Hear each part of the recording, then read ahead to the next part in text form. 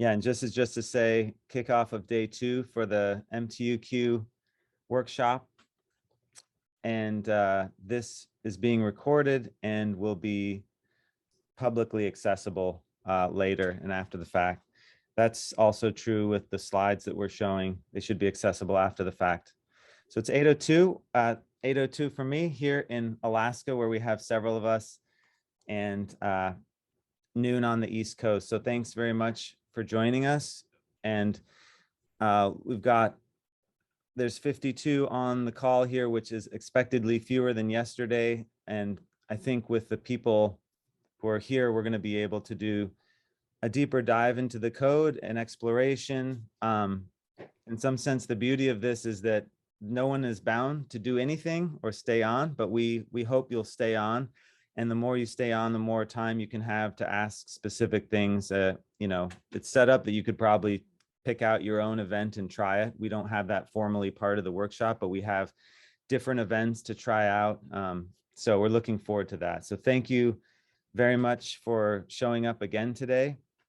I'm going to kick off with a few slides, and really, this is pretty informal. We've got a lot of stuff prepared, but we want this to be more like you're sitting down in a workshop, you're raising your hand, talking, but we also want to push a few things straight through there and demonstrate that these commands keep people along.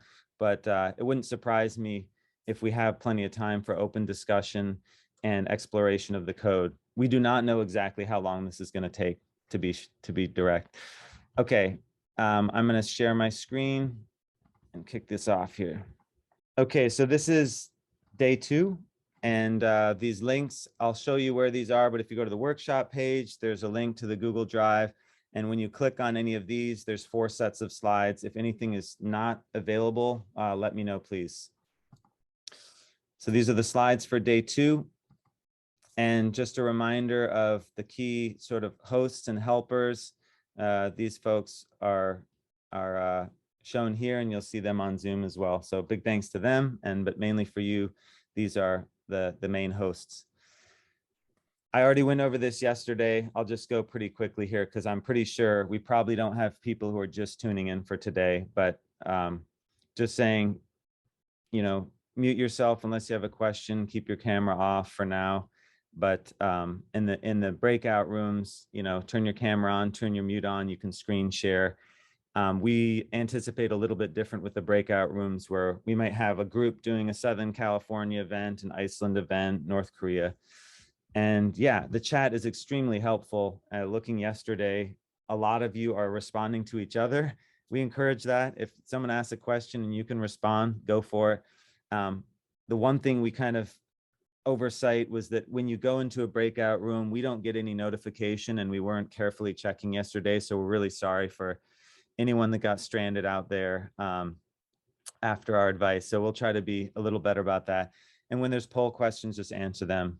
So we've got, virtual workshop. It's recorded. Chat history will be saved, and look for people host this. And you have a lot of permissions, as I said, same as everyone. These are the kind of key dials at the bottom. Breakout reactions for raising your hand, lower hand. But if that's not working, you can just speak up too. Poll questions, answer those. And if you somehow have a weird Zoom name that doesn't reflect who you are, you can go up and rename that to whatever you would say wear on a badge at a meeting, for example. And lastly, from this website, which you can find if you don't have the direct link, you could probably type my name and see on the main page a link here. But this is the icon here that'll take you to the page. But if you're on the Google Slides, anyway, this would be the actual active link. Okay, that's all for the sort of logistical stuff. And I'm going to hand over to Felix now to kick off this portion. So today we are going to go deeper in MTUQ. So we are going to start showing how could you download and process the data, the specific data for this workshop. We are going to stream the data via Iris servers. So we are going to explain a little bit how to download and process the data for making it ready for being used for MTUQ. Then we are going to move forward some just quick examples, and we are going to see again the record section for trying to assess what kind of data do we have and trying to see the maps for having an idea of the location of the earthquake and the stations.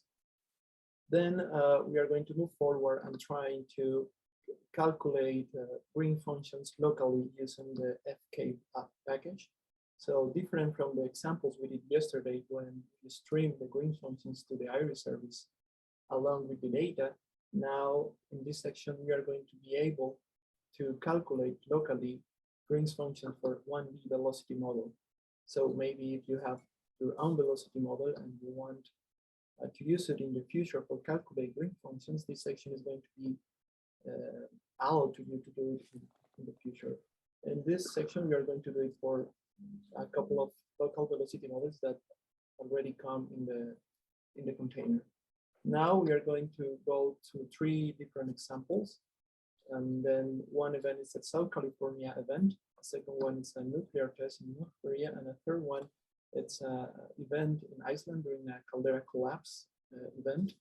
And then we are going to try to review each of these events and trying to change certain parameters of the grid search and see how the change of those parameters impact in the grid search result, trying to find the optimal parameters for having the best grid search possible, or also try to figure out some limitations in certain cases. So before going into these interesting topics, please remember to run again your container. In this case, we can just run a new container because what we did yesterday, nothing what we have done yesterday is going to be used today. So maybe for this day, we can just start again a container. But of course, in the future, if you want to keep working in the Docker space, you may want to keep working on the same container. So in this case, we are going just to run a new container. So in case you didn't make it yesterday, I'm going to explain very briefly how to do it. So please open a terminal window in the operating system you are working with. It's a local terminal window in Mac, Windows, or Linux. And please copy this command. I'm assuming that you already downloaded the image during the instructions were sent to you in the past. So if you already have the image, then yeah, the only thing that you have to do is copy this command, docker run -b. I'm going to send again in the chat if someone of you have difficulties accessing the presentation. And then paste the command, and then you are going to create your image. So the URL that you have to copy is the one at the bottom, the one that starts with 127.0, etc. So please copy this URL and try to open it in the browser that you prefer to work with. So if you paste it, then you are going to have the space where we are going to work during the entire workshop. So it's important to keep in mind that all the instructions that are going provided to you during the workshop saying type this in the terminal, go to this place in the terminal, we're talking about the terminal in the Jupyter Lab environment. So please click here on the $sign, and then you are going to have the terminal window in the container space, which is different to the terminal window in your local machine or your host machine. So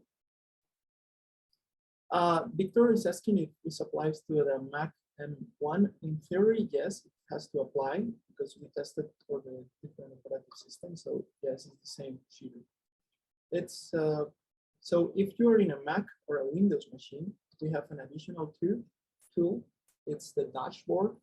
It's the graphic interface for interacting with your container. So if you click on the dashboard, you are going to see this interface. And you will see the name of your container if you click on the container tab. And the name of my container is Frosty McLintock, but this is a random name. The name of the container could be completely different and is assigned randomly by Docker once you create a container. So if you are a Linux user, in the terminal window, if you open a new tab and you write Docker ps-a, then you are going to be able again to see the information about your container. If you have more than one container, then all your containers are going to be listed. So it's important to remember or write down or keep in mind the name of your container, because in the future, if you create a new one, you must be remembered if you want to work on the same container. So the easy way of identifying your container is through the name, Frosty McLintock, but you can do it so with the container ID. But for me, it's more difficult to remember this kind of number rather than the name, but it's up to you. You can identify your container by container ID or by container name. So if everybody is ready to move forward from here, so I don't know. Let's do, Felix, let's do a poll. So what is the check that they're looking for here? What is the confirmation that things are working? Yeah, if they already have the container running and ready to go. Okay, so running meaning the Jupyter Lab, like this prompt right here? Or, okay, let's see. If you are at this stage, let's check. And I'm gonna send, are you ready? So it's probably either a yes or a not yet here. So I'm gonna launch a question. And if you're just watching Zoom, just say yes. But if you're trying to get this going, say no, because then we can get an idea of what to do. All right, there's a question launched. Okay, this is promising. We've got 51 out of 55 yes, ready. And we got a 1 of 4, so not yet and almost. And there's some error in the chat too. Is there someone on the team here who can, let's see, the breakout rooms. Let's just go help who can help, who on this team could help with the containers? Maybe Liang or Julian, whoever's coming up. Join a breakout room. If it's not working, there's fortunately only 4 people that are sort of not quite there. But if you're needing some help, go into the breakout room number 1. If there's only 4 of you, and someone will be there to help, we hope. Thank you. Go ahead, Felix. Okay, I think you can proceed. I'm not going to take much time on this. You can go to the day 1 slide for having a thorough explanation of how to interact with your Jupyter Lab. But yes, I'm going to mention very quickly that it's very intuitive. So your terminal window in the Jupyter Lab works the same as the terminal window that you use to work every day. So if you, the same command cd, if you want to go to the scope directory, where most of the stuff we are going to work with are. So that's cd scope. If you want to go back, cd dot dot. If you want to go to your home directory, cd. If you want to list the elements in the directory, there's ls, and the same as you used to do in the regular terminal window. If you are not very fluent at a terminal window, you can also click on each directory, and you can navigate through the directories just clicking as a normal computer. If you want to go to your home directory, click on this folder. And if you want, for any chance, to download any document or any file to your host computer, just right-click, click on download, and then file is going to be downloaded to your computer. So, for instance, I have this file here, but this file in the right column, it's now in my host computer, it's not in the container. It has been copied and downloaded to my host container. And if you right click, you see a lot of options like copy. If you want to copy a file instead of using the terminal window, you can do it. You can cut, you can rename your file. Also, if you click here, you will be able to create a new folder if you don't want to use the mkdir instruction in the terminal. So it's pretty intuitive, and I think it's easy to do. So I think this is everything for me so far. So I'm going to give the control to Brian for explaining to us how to process and download the data. So go ahead, Brian. Yep, just throwing my screen on right now. Great. So I'm here to show you how we're going to grab the data that we're going to work with today for the workshop. So yesterday, if you were here, we were just using some pre-downloaded data that was included in the MTUQ repository. But today, we're actually going to use this program called PySet, which is just a OpsPy wrapper, which grabs data from Iris. And we're going to use that to actually grab all of our data that the rest of the hosts will use during their examples today. So I'm here on this slide. This is in participants day 2. Hopefully you're here as well. And we can just copy and paste this giant code block, which is going to run this data grabber for 4 different events. As Felix had mentioned, the 3 that we're going to work with today are the Southern California one, North Korea, and Iceland. And these are just the event tags so that when things get downloaded, they get downloaded with these tags. So if you kind of forget which is where, you can refer back to here. So I'm going to do this and you can follow along. I'm going to copy this code block and go into my container that Felix had just opened with you guys, and opening the terminal. And I'm just going to paste, and this will take a while. As we mentioned yesterday, so we're actually live downloading from Iris. Oh, I missed a C there. We're live downloading from Iris, so hopefully we don't crash their servers. Everybody's going to be doing it at the same time, so it's a lot of data requests. If for some reason you get some kind of failure, potentially it's because we are overloading their servers, so please just maybe wait a few seconds or a minute or 2 and try that again. And this will take a while because we're actually just grabbing waveforms and metadata from Iris, doing just a little bit of like pre-filtering on the data to make sure that it's all standardized, has the correct start and end times and sampling rates, etc., so that it's useful for MTUQ. And Felix has just posted this command in the chat. And yeah, and also, as we talked about yesterday, this will create some weights files that will be used in MTUQ. So while this is downloading in my screen, hopefully you're also getting this prompt. I'll just go back into the slides to talk about how we can look at the data before we get into the actual inversions.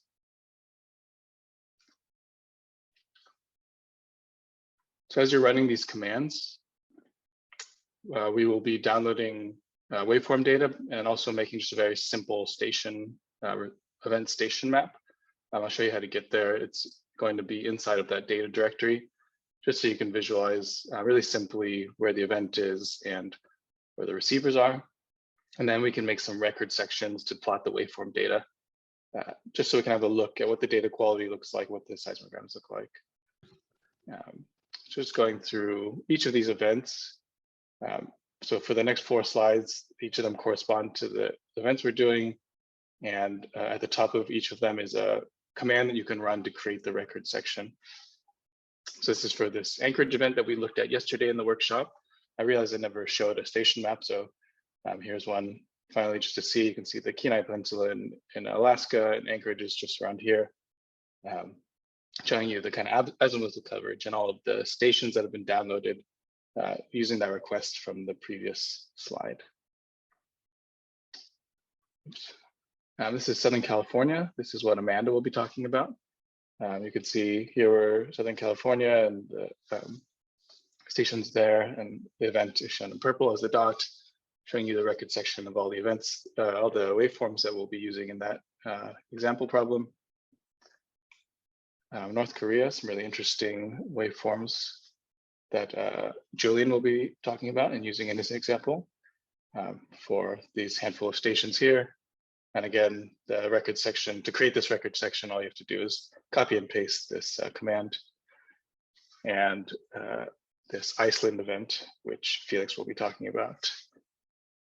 So I could just go ahead and make a record section. Maybe I'll just do one for North Brian, Korea. can we Yes. pause for a second? Let's check Yeah. that. Were people supposed to be getting all 4 sets of data right now?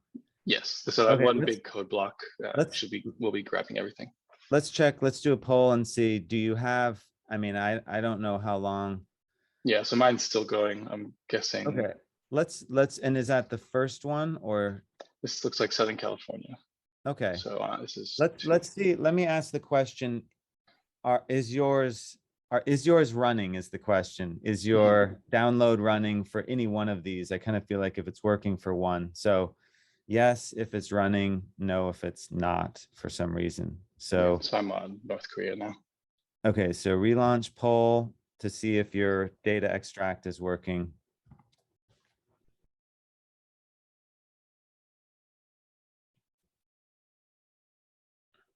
And then almost maybe means that it's running, but yes can mean it's running. We're just seeing if, yeah. Okay, yeah, it's like 48 out of 50 are running this. So, you know, in that sense, while we're waiting, I mean, if you're having any issue, we can also, the idea is you can go into the breakout room, but we're all going to be waiting a little while. Some of this is, yeah, I don't know if there's anything, and the text being dumped out, this is the kind of things like any code where, you know, a certain amount of debugging information is useful, but it's also telling you, you can see correcting instrument response. You got to rotate based on the sensor angles, you know, by default. Just because it says it's the east and north channel doesn't mean that the sensor is actually pointing that direction. That's contained within the metadata. So that's the kind of thing going into account here when we rotate to radial transverse. So yeah, presumably everyone's waiting here. Yeah, maybe while this is downloaded, I can just show how to get to that station map. So I'm just going to navigate using the file manager that Felix talked about. So now we're going to scoped, PICEP. You can see I'll just expand that a little bit. These are the 4 events that we've downloaded, so they're tagged by that event ID. So Anchorage, I actually can't remember what the ones are, but I'll just look at a random one. So I'm pretty sure this one's Anchorage. So you can see all of our waveform data here. And if I scroll down to the bottom, here are the weights that will be used in MTUQ, and here is that station map that I talked about. So it's a PDF. And everything works as expected. Here's that station map. So this is the Anchorage event. The same map that I showed in the slides. So the event is in purple, and here are all the stations that are used. And once my download finishes, I can also just make a record section just to show you how that's done as kind of the last step for me. Let's see. Yes, I'm done. Yeah, so going back to the slides, I said I was going to look at this North Korea event. And so each of these events, like I said, has its own code block at the top to plot a record section. So if I just copy and paste that into the terminal, since we have downloaded the data, this is that 2017 event. As I talked about yesterday, record section just grabs all that data and plots it, and then puts a little text output to tell you what stations are being plotted and a little bit of information about them. And all of the record sections, once they're plotted, get put into the PICEP directory. So we just have to go back one from where we are. So I'm going to PICEP, and it's created here as a PNG file. So if I double click that, you can see this is a record section for that North Korea event. And yeah, as I talked about yesterday, there are some other options for filtering, sorting by, for example, distance or azimuth. So here we can see we're sorted by distance from about 400 kilometers up to about 1200, and other things like applying a move out. So that's in participants day 1. So maybe we can throw up another poll, Carl, and see if people have finished downloading. Okay, well, and Brian, I was going to ask, is it easy to open a second terminal? So if it's already downloading, can you open a second terminal in there? I haven't tried this before. So this is a live experiment. This is unscripted, yep. Let's see. Yeah, so there's a button somewhere, you open a new launcher, and then you can use that to launch terminal. Is it in run? No, terminal tabs. It's okay. We'll sort it out. We'll, New launcher. Oh, new Let's see launcher. if- Yep. New and launcher, terminal. terminal. Great, thank you so much. So yeah, if you're still downloading, you can, let me do that a little bit slower. So I went to File, New Launcher, and that opens up that prompt and you can hit terminal. And so you can, we'll have to change the directory again. So this is to scoped. so here comes a new poll that would be, should we do a data download check or a record section check? Maybe we'll just do the record section. Let's see, we'll do a poll. Do you have all the data downloaded? That's the poll here. Do you have all the data downloaded?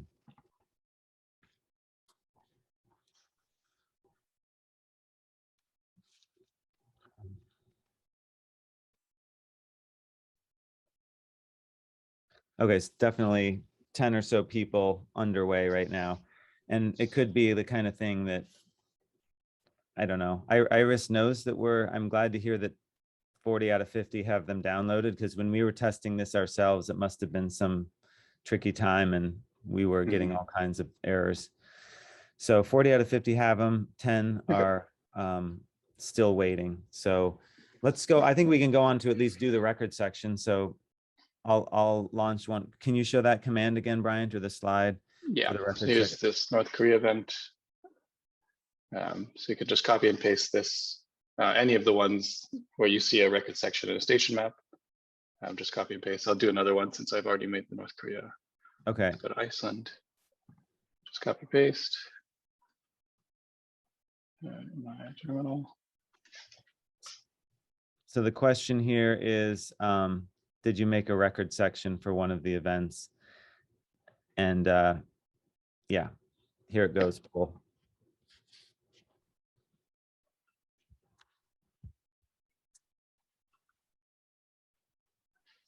Here's that Iceland event as a record section.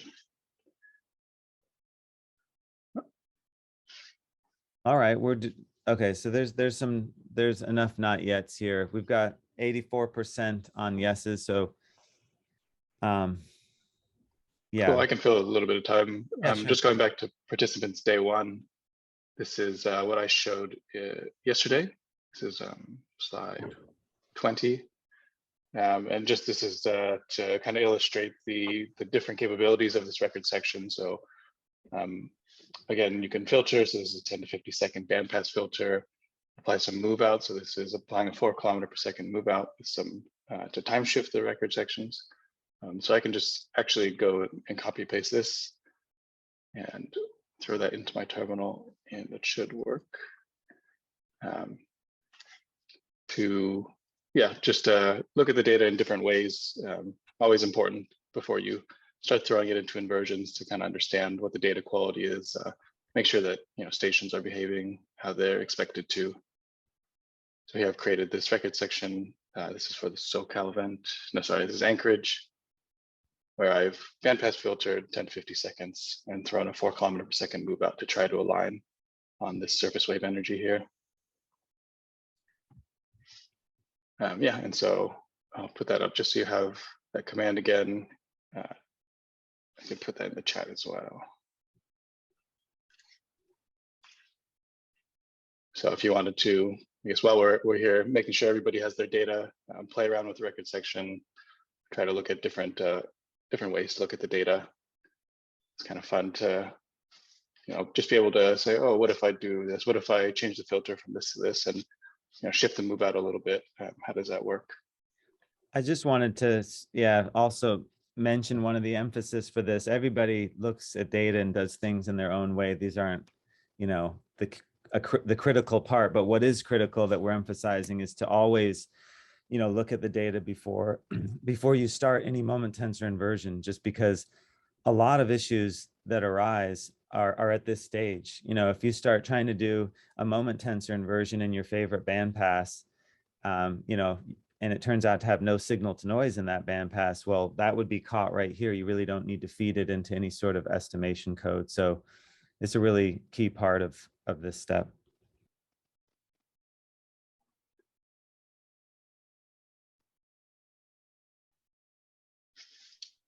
Okay. How do you remove channels you don't like? Or stations you don't like? You can, in the deep, I mean, you can either list an explicit list of, it's an OBSPI thing. So you can either list an explicit list of everything you do want, or you could subtract out certain channels or networks. So that's really just building on the OBSPI capabilities, I would say. But when you use a wildcard, we have cases where if there's a severe error in the database somewhere and it crashes out, you may be forced to spell out exactly which networks you want, or maybe you just don't want all networks. You could see in this example, there's, I think, 2 or 3, Yeah. 4 or 5 networks or so. It's probably the wildcard. Right. You could also, if you've already downloaded data, I suppose, look at this and say, oh, I don't want this station, and just go ahead and delete that data from what you downloaded. Brian, while we're, I guess, still filling time, could you maybe open up the event input MTUQ 2022 file? Because there's an example of how to keep a station out in the SoCal event. Here you go. Is it this one, -SWS? It is the -SWS. Yes. So yeah, Amanda has just mentioned that. So this is how we are grabbing our data, how we're selecting kind of the input information. So here, this line is picking up specific stations for the SoCal event. And this -SWS is just saying we want to exclude this station, likely because there's some problems with it. It's causing it to crash. So yeah, so you can either do it in the source, or if you've downloaded it already and realize that there's some bad data, you can delete it as well. But probably for like best practices, we would encourage zeroing out that in the moment tensor inversion in the weights file, just because you have a record that there was data there. It's, yeah. Mm-hmm.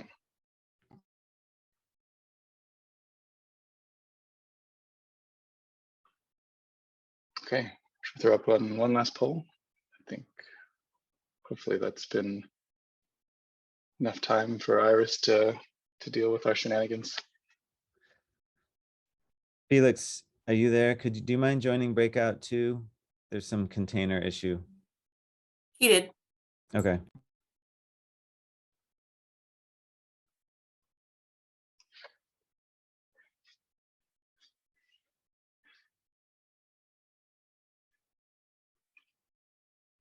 Let me do one more poll. I know most people are there, but just again, did you generate a record section? Yes or no? Thank you. Relaunch poll. Okay, there it should be there.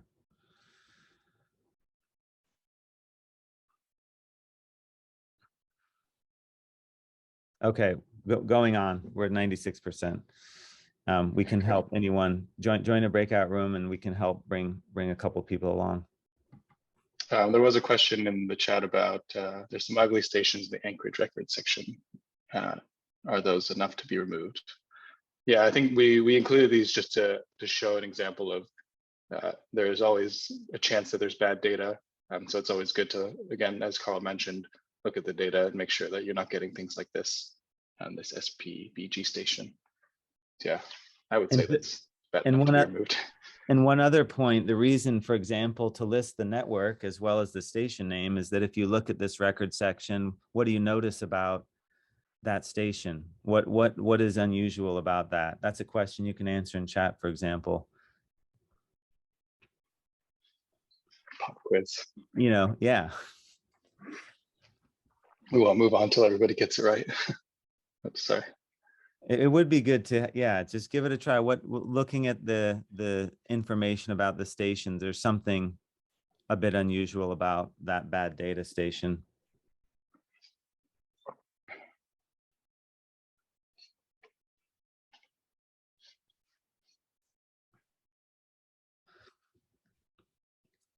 Anyway, it's the network is AV, which is a Alaska volcanology network. So it's a station on a volcano. And yeah, just to answer Marta's question, this example from yesterday is exactly right, that we're just grabbing the data. We're not going to actually do this example. It's just a step up from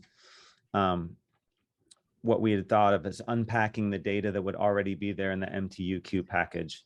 So in this case, we're saying, you don't have to use the pre-installed data. You can get this event, and then we're going to show a bunch of other events. Good question. Okay, great. So that's all from me. And now I'm going to hand it off to Liang to talk about some Green's function generation.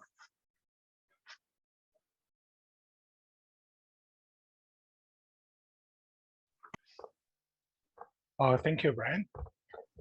Can you hear me right now? Yep. Thanks. Hi, everyone. I'm Liang Ding, and I'm from the University of Toronto. In these sections, we're going to use the FK package to generate Green's function that will be used in the moment tensor inversion in the next section. The frequency waveform number, the FK method, is one of the most efficient numerical methods to compute the Green's function and synthetic seismograms for a 1D Earth model from a point source. The FK method uses a cylindrical coordinate system, and the displacement can be expanded in terms of 3 orthogonal vectors. So based on this expansion, the second order differential equation of motion is reduced to a set of first order ordinary differential equations, which is written by this formula. Then the Thomson-Haskell propagator matrix technique can be used to numerically calculate the surface displacement, while the Green's functions is defined as the displacement generated by a single point force source or a fundamental source. The FK package use fundamental sources to calculate the Green's functions. The fundamental sources are the 45 down deep sleep fault, the vertical deep sleep fault, and the vertical strike sleep fault. The first 3 are double couples because we want to invert a 4 moment tensor. Therefore, the explosive source is needed. The file extension of the Green's function is listed here for your reference because the Green's function will be named by the epicenter distance in kilometers and those file extensions. Okay, let's run the code and generate Green's function. Here we use 2 1D velocity model called so-called and scat to generate Green's function. First, you will need to go to the folder scoped MTUQ workshop 2022 by typing this command in your terminal. I will copy and paste to the chat box. And then you will need to update the script, and you can type git pull in the terminals and do the copy and paste. Liang, are you able to show your terminal or Yeah. no? I just copy and paste the command, and then we'll try in my computer. Can you Okay, see got the it. terminal right now? Yes, yes. Okay, thanks. Git pull.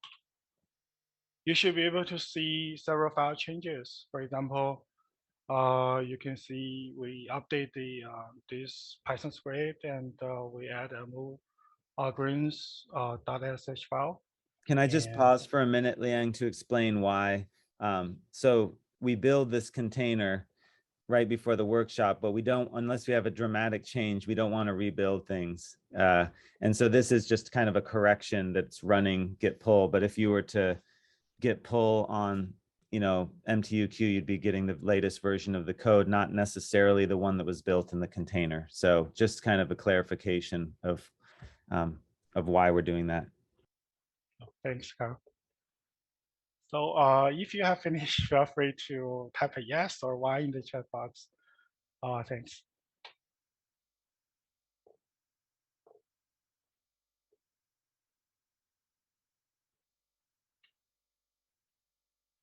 Actually, let's just do a quick poll on whether, did you run git pull? That's the question. Are you at the sort of in the terminal, run git pull? Go ahead.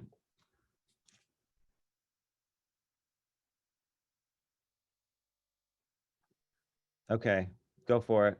Thank you. Okay, thanks. To generate the Green's functions, you need to type those commands in the terminal. I will copy and paste to the chat box. And then I'll try the script in my terminal. First one.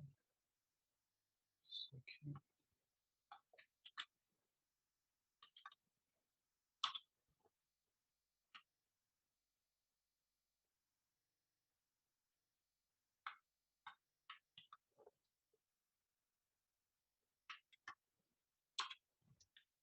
That process may take a couple of minutes. It depends on your computers.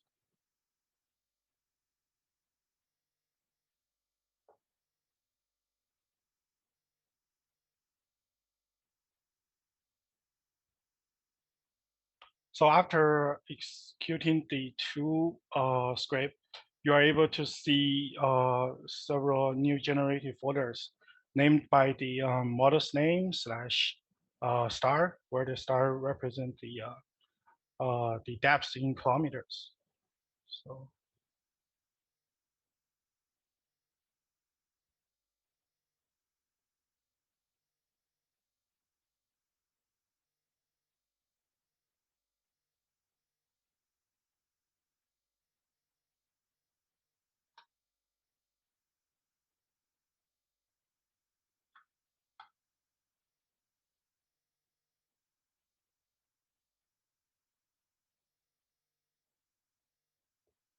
okay, I guess I finished the first one. Now the second one.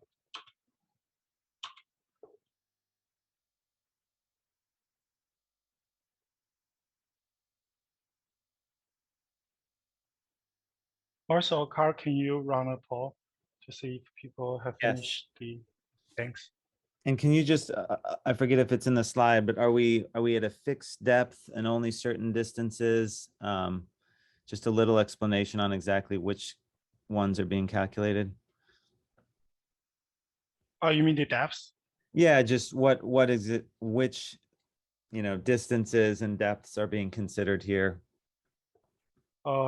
Yes, because Amanda will use grid search in depths Mhm. to find the best moment tensor, and so those grid functions is generated for her examples. Great. So yeah, those, if we want to search over depths in a 1D model, we have to recalculate things. Same if you want to get different distances of stations. But we could be efficient here to just get the stations that we have data for. That's one possibility. Let's run a poll to see what question do you want here, whether it's done or whether the first one is done. Okay, so the question is whether the first set of Green's functions for SoCal is done for you. And that's coming now. SoCal Green's functions are.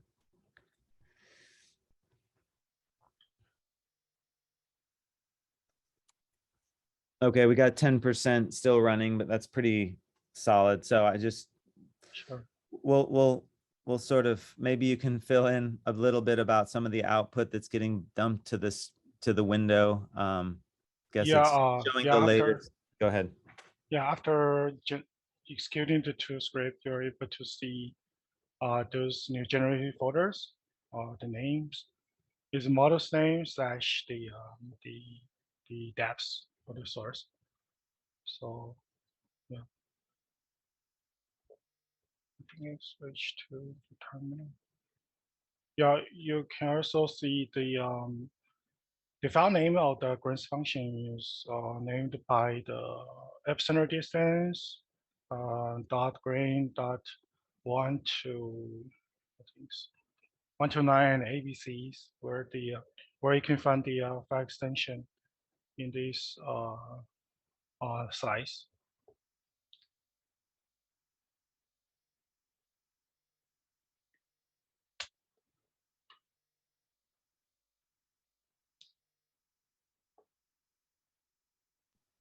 I'll do another poll to see if the second FK input file.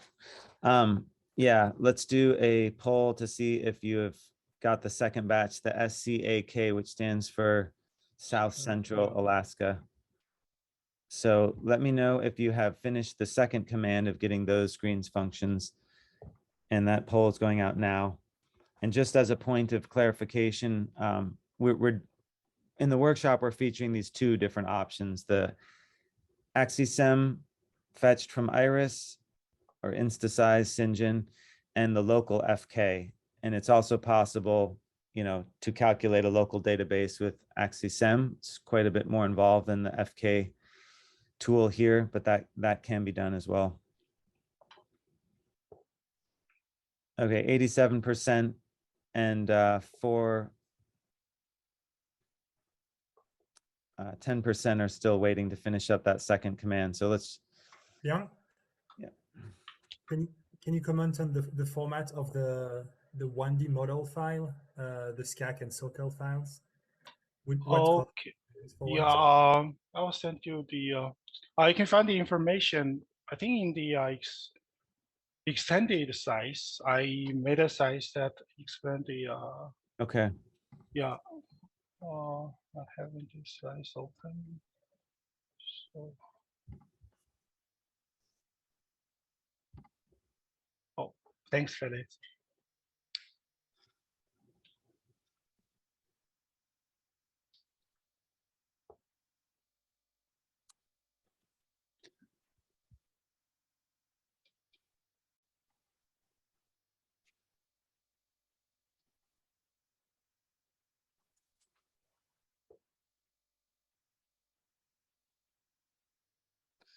Let's see.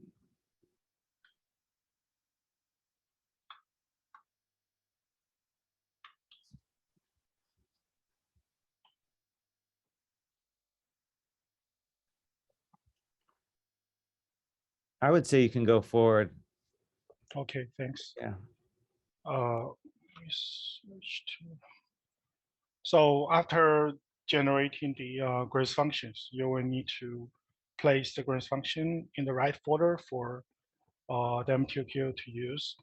And you can type this command in the terminals that will place the grace function in the right folders. So I will copy and paste.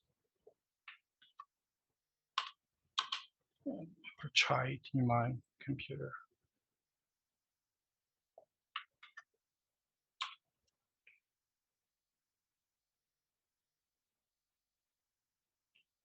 Yeah, I need to refresh. So you can check the grace function by type screen, so-called OS. Let's get copy this to the terminal. Oh, works.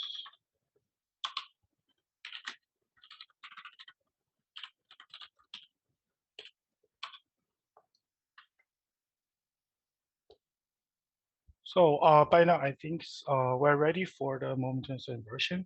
I'll hand it over to Amanda. So Amanda, feel free to take over the slides. Thanks. All right. So hopefully everyone can see my screen now and hear me. I do believe I'm unmuted. So I'm going to lead an example of a strike slip event in Southern California. This is kind of the map of where we are. I chose this event because it looked pretty good for, a simple event. And this is going to be a pretty thorough walkthrough of how to do several different sorts of moment tensor inversions in MTUQ. Hopefully, everyone at this point has downloaded and pre-processed the data with Bryant and has gotten through the Green's functions with Liang. The first thing that we need to do is, oh no, that's not good. First thing we need to do is for me to share my entire screen so that I can tab between everything. So if everyone could please pull up your terminal and you're going to CD to MTUQ. You are not going to do that. You're going to CD scoped/MTUQ and then type git pull. Hopefully at this point, you will have been able to update one of our modules.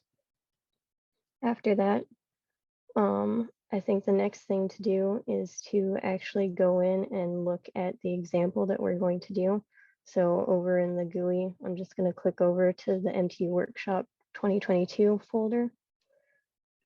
And we're going to be playing with this script right here, grid search.fullmomenttensor_SoCal, which I have open over here.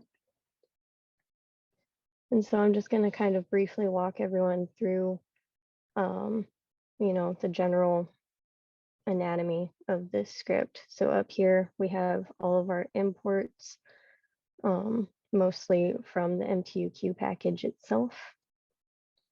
Scrolling down, here's where we tell MTUQ where to find our data, which should be correct for everyone right out the gate.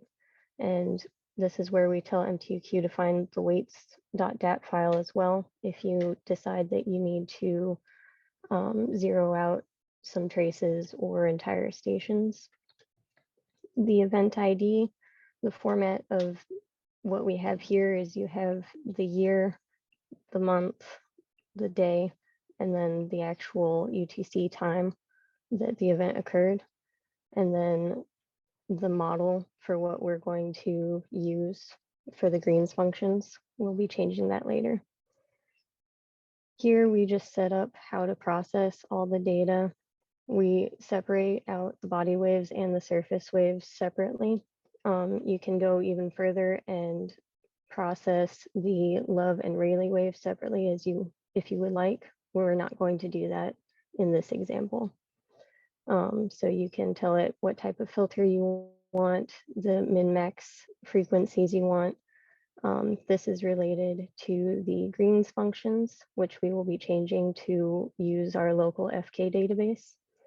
What type of wave it is, how long your window length is, and if you're using your CAP UAF weights.dat file, where to find it. This is where we set up our misfit functions for both the body waves and the surface waves again. You can choose between L2 norm, L1 norm, and a hybrid norm. And here's where you can change what the maximum allowable time shift for both the body wave and the surface waves are. And then telling it how to group your time shifts as well.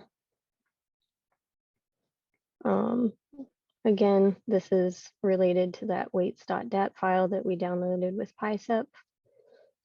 Here we specified the moment tensor grid. Right now it's set up to do a full moment tensor grid search, and with 10 points per axis for looking at magnitude 4.9 earthquake, and setting up our little wavelet down here as well.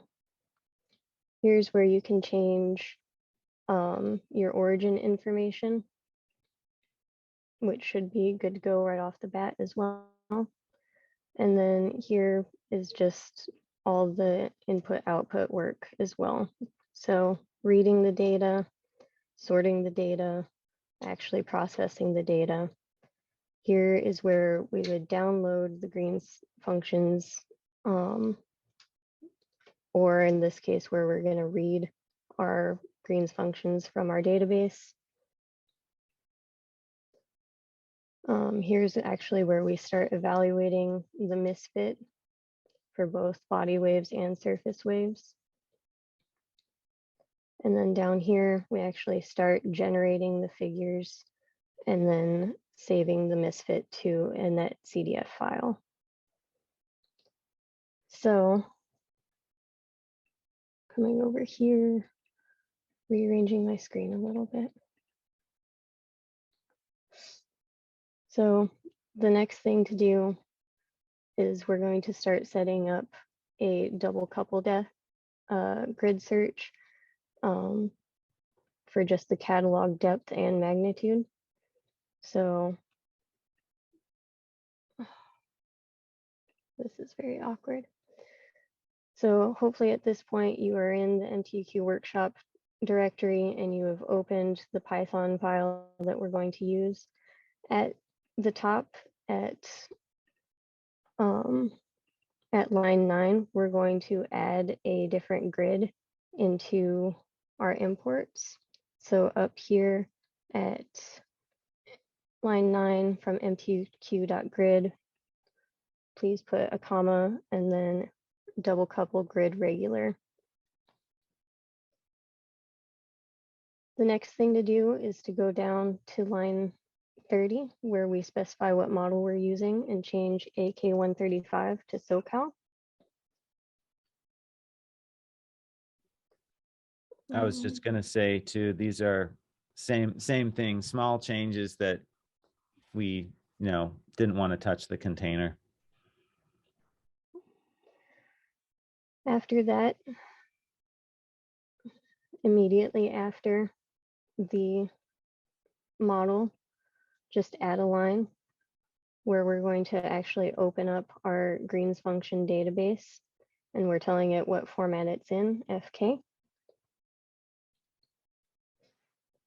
The next thing to do is we have where we're processing the data, we're going to change the pick type to FK metadata for both the processed body waves and the processed surface waves.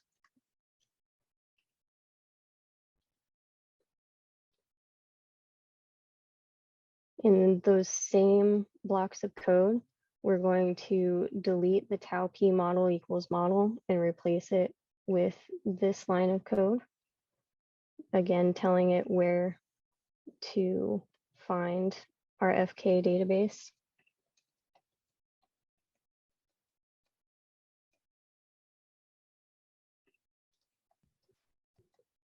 Amanda, after you finish these, we'll just step through everything again and sort of point where things went, so that people can catch up.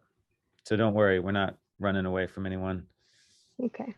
Is it okay if I go to the end of the slide? I and then think we so, can- yeah. Just go All to right. the end and then we'll go back through. Yeah. So the next thing to do is in those same blocks of code is to change the filters. I typically have a set sort of filters that I start out with that seemed pretty good for this one. So for the body waves, I set it to 0.20. That's not what I wanted. And then for the maximum, 0.6667. You are welcome to play with these as you please. For the surface waves,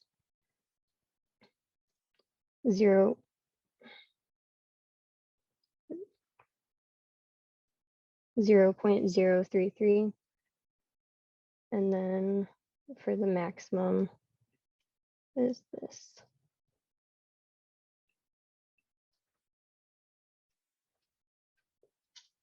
All right. And then the last thing to do in the process surface waves is to change this window length to 120.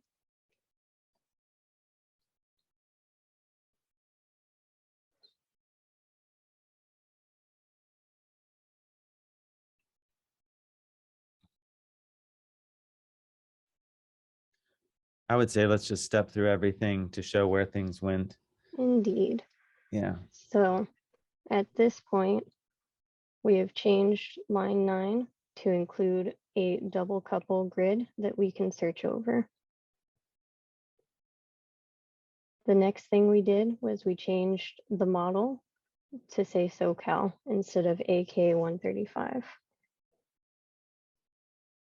After that, we opened our FK database and told it where to find, told MTUQ where to find that database.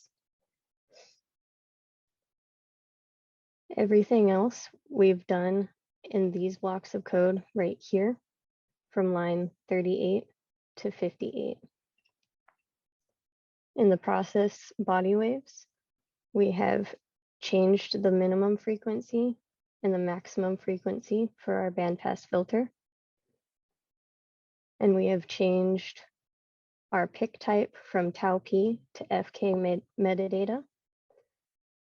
and then also again told MTUQ where to find our FK database. We did that by deleting tau p equals model and including FK database equals this path. In process surface waves, we again played with the filters and changed the pick type and told MTUQ where to find the FK database. And finally, we've changed the window length from 250 to 120. And all that can be found on slide 26 in today's slides.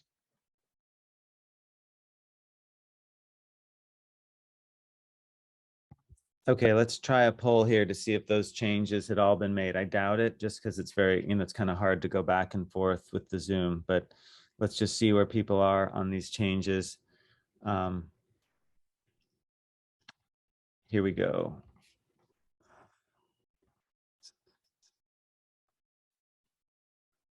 Okay, launched. This question is, have you made all these text changes to the input file for MTUQ? Okay, we got 80% at yes, and so let's just slow down a little still. No problem. And maybe part of the philosophy here is that, there's lots of ways to interact with like a parameter file for codes. And so this strategy is that the run file kind of has the information in a nice way to see kind of what the choices are going in. There may be other defaults under the hood, and there are other things in addition to what's shown here, but this is kind of the way we've settled on for doing this. If you're going to run, say, 100 events at once, you'd have some sort of other way to handle this interface or script out that, but yeah. So we got 80%. What else can we cover here while we're waiting a bit? Or if anyone there in that few people need to see what those changes are, where they are. You got mostly the line numbers shown there, right? Yeah. It's a little hard to show the line numbers when we're adding things. Yeah.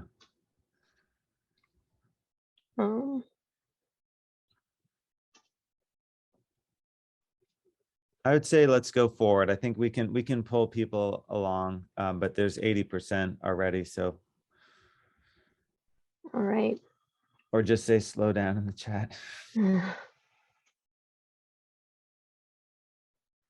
So the next thing to do is, I said earlier that we had this script set up to do a full moment tensor grid search. And right now we're playing with double couple grid search.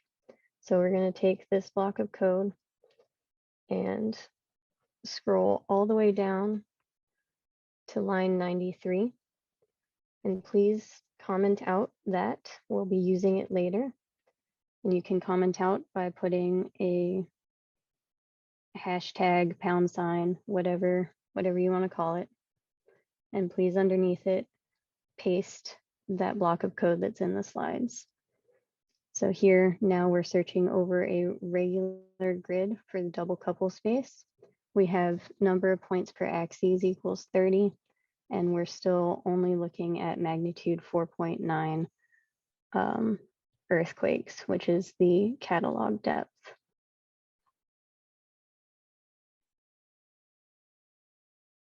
After that, we're going to change what greens functions we're looking at, because originally we were downloading them from, I guess, XESM, and now we want to read them from our locally stored FK database. So that is down in line 147, and you can just go ahead and delete that line. And in its place, copy and paste the line of code that is in the slides.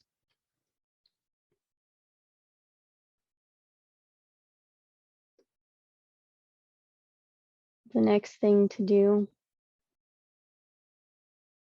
is to come down to line 191 and comment out the results equals results underscore SW.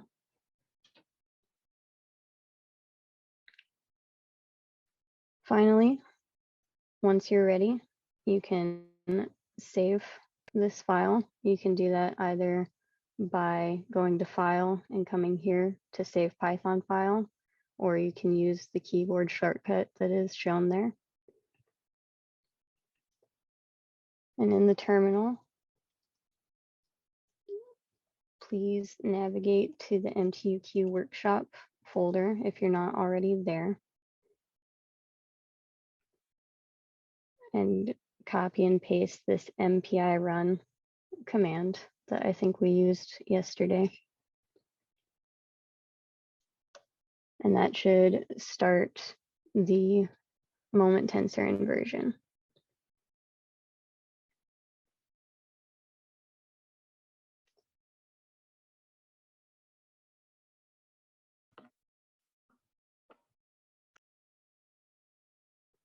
One thing that I forgot to mention on our earlier tour is that if you want to save all the plots that we'll be making individually, you're welcome to come down here and change the file name to reflect whatever you want. I probably will not do so, so everything will just be labeled full moment tensor underscore something.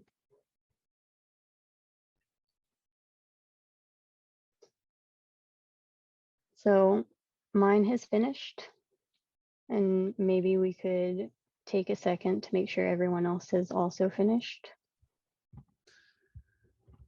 Okay, this is where we were at 80%, so chances are we're going to be lower than that, but let's see if we can keep it at 80 or higher. Relaunch. Okay, so the question is, have you launched this MTUQ double couple run with the SoCal 1D FK?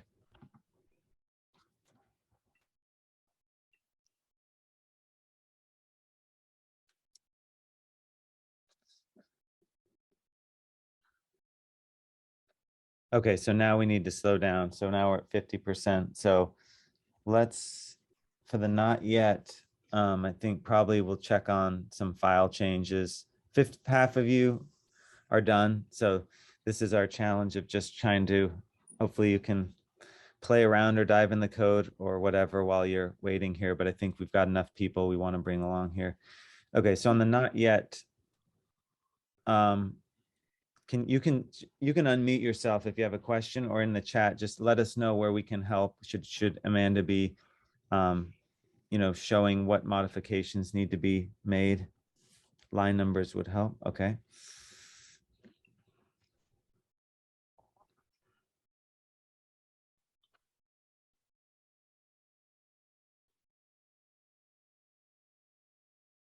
So some got an error coming out of the execution.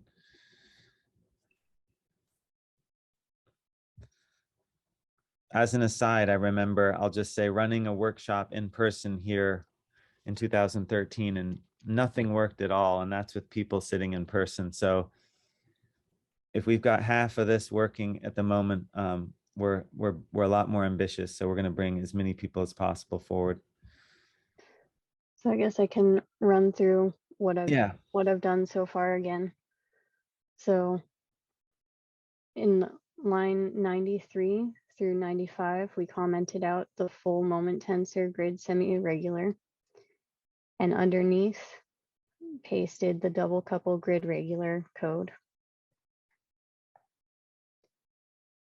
After you've done that, the next thing to do was to come down to line 147, where we used to download the greens functions, and instead we paste this db.getGreens tensors line of code, where we're now reading in our local FK database. The last thing I did was in line 191, I just commented out results equals results underscore SW. Those were the only 3 changes to make on this particular slide.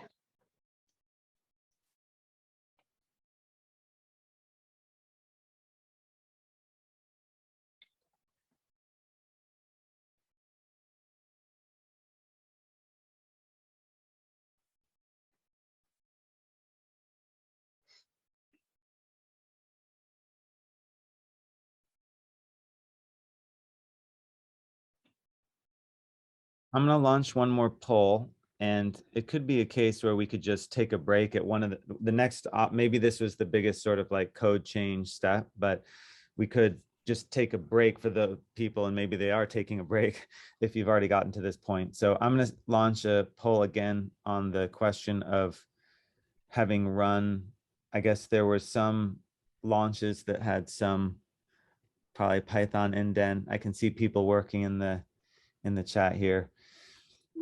There's some trade-offs to manipulating these files, as you can see, and touching the container, which we really didn't want to break anything at this moment. So here's a poll. Let's say question is really, did the SoCal run double couple work? Same poll as before. And if you've already said yes, and you can, please say yes again here.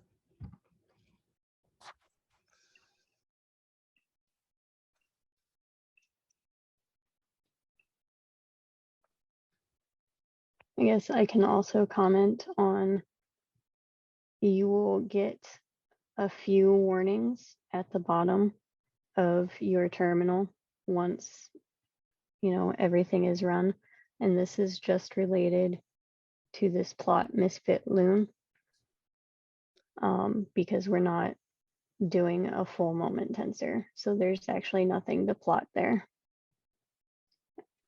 So that's totally normal. And if you don't want to see those warnings, you can comment out these, but I would recommend not doing that so that you don't have to change things later.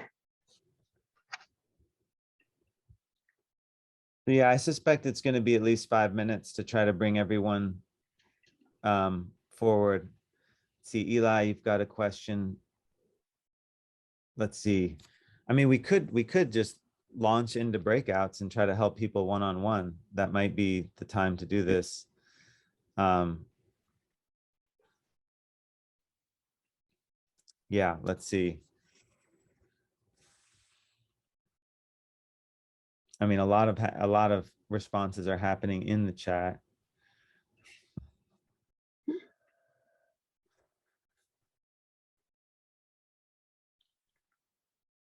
Let's Amanda, let's why don't we just take 5 or 10 minutes, and you and Bryant and Julian can go, and Liang or whoever can go into breakout rooms. So if you have not yet gotten this last command to work, please join a breakout room by yourself. Yeah, so it says doesn't recognize. Yeah, if there's anything not working, please join a single breakout room and someone will try to come through there. Sound good, everyone? All right, so the breakout rooms should be open, and there are, let me just, sorry. Okay, we hadn't cleared out the people who'd previously been there. But hopefully it'll look like, yeah, just find a room that has no one else in it and join it, please. And then for the hosts, jump in there and see if you can help out. I think Amanda, you might as well too. I'll be in the main room.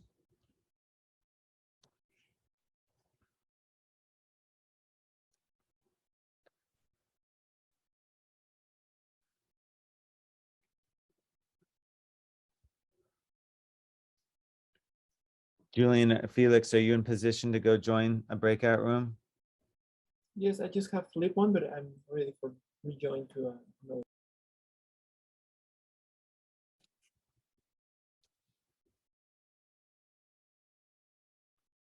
And if you find multiple people or 5 people in one, we could send them to different rooms. But this is exactly what's supposed to happen in this kind of workshop.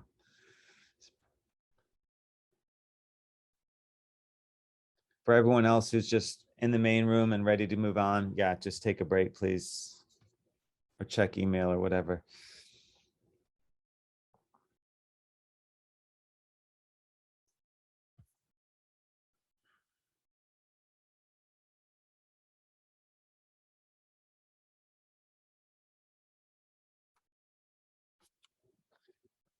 Oh, so there's an error in one of the sides. The -u is mislocated before Python. Okay, well, we got to fix that.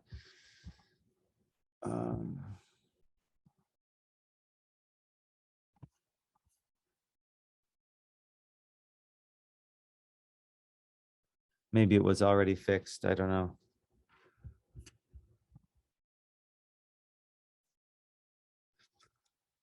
Okay, in the chat, if there's something that needs to be fixed in the slide, just, yeah, could just give you comment access or edit access. But if there's something in the slide that needs to be fixed, let us know.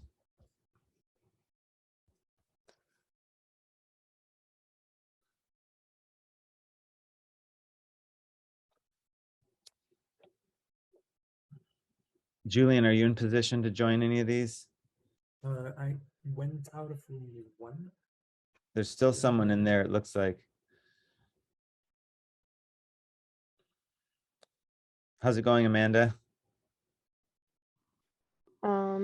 Laura had to restart because she could not share her screen. Okay, she's Just back. Yeah. rejoining now. Yeah. Okay.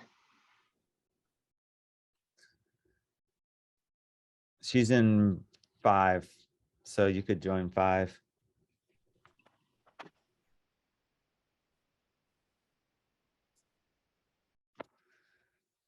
This is kind of a learning experience, the pros and cons of these directly editing the scripts. Ultimately, we have to do that for our own events or whatever we work on, so it's not a bad thing to suffer through here.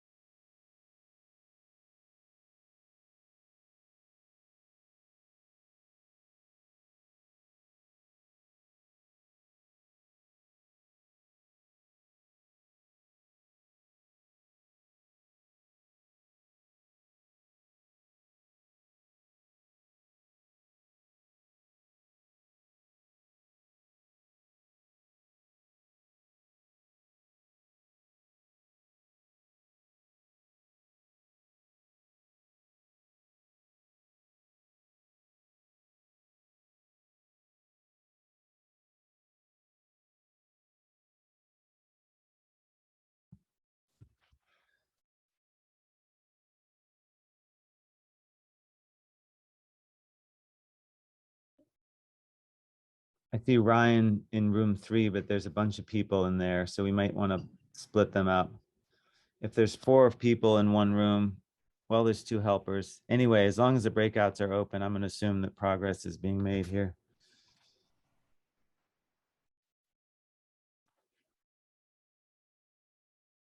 Do we know if someone, okay. Yeah, I'm sorry. I was in room 5, but my Zoom just shut down. Can you just help me? Can we go Yeah. again in room 5 or Sure. here? Yes, join me in room 5 and I'll help. Okay, thank you.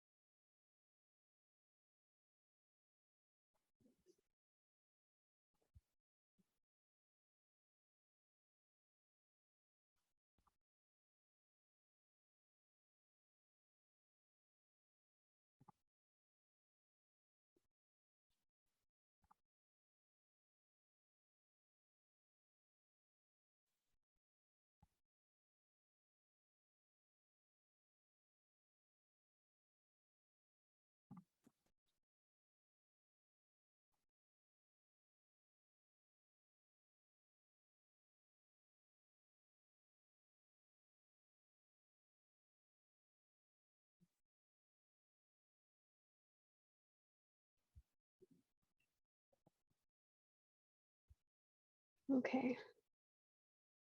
I'll check here.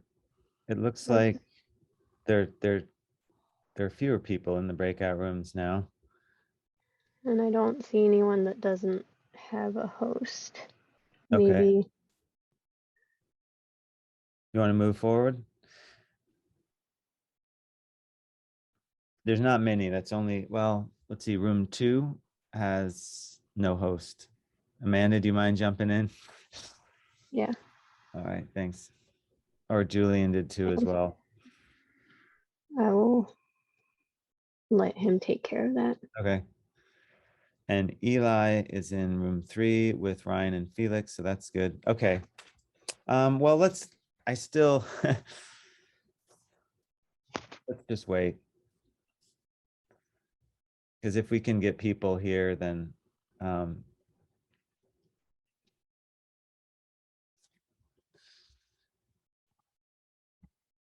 I think some people probably are when they click leave room, they might be leaving Zoom too. So there's some easy mistake there. Do you see someone in room 4? I see Bryant and Yu Long Kung. Okay. I couldn't tell if that was a new person or not.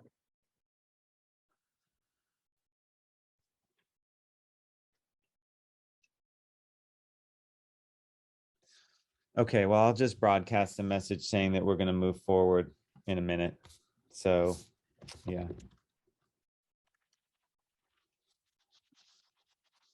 All right.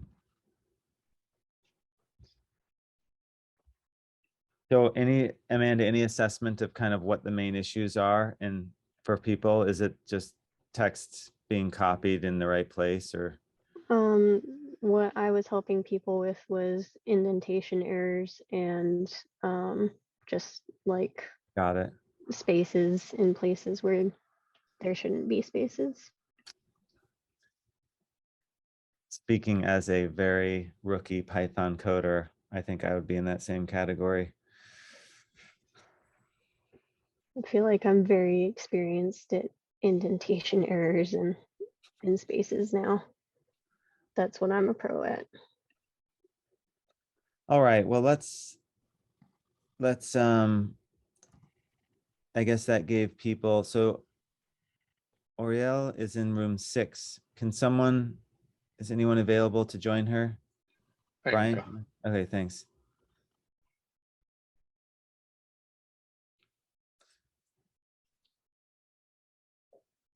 Yeah, go ahead, Amanda. I think we'll bring people along. This seems like a good place. Yeah. Okay. I think also to, I guess, give people a little more time, we can just go over the 2 figures that were generated by our double couple example. The first one is your event ID full moment tensor underscore waveforms dot png, and it looks something like this. It has your beach ball and then a bunch of metadata at the top, and then it will plot your body waves and then your surface waves. And you can just scroll through if you so desire. One thing that I normally do when I am running my own events that we won't be doing here is I'm looking for cycle skipping and then manually going in and shifting those traces in the weights.dat file to account for that. But we won't be doing that in this example. The other figure that's being shown is your event ID full moment tensor underscore beach ball dot png, which is this one. I am not entirely sure how to make this smaller, but it's just your beach ball plotted with your stations. I just wanted to add too, in the modes where there's first motion polarities used, there's a lot of other plotting features to handle that, but we're not really trying to emphasize that here.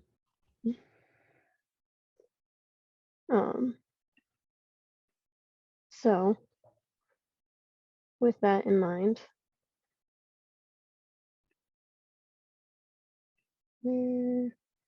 Where are we? We are here.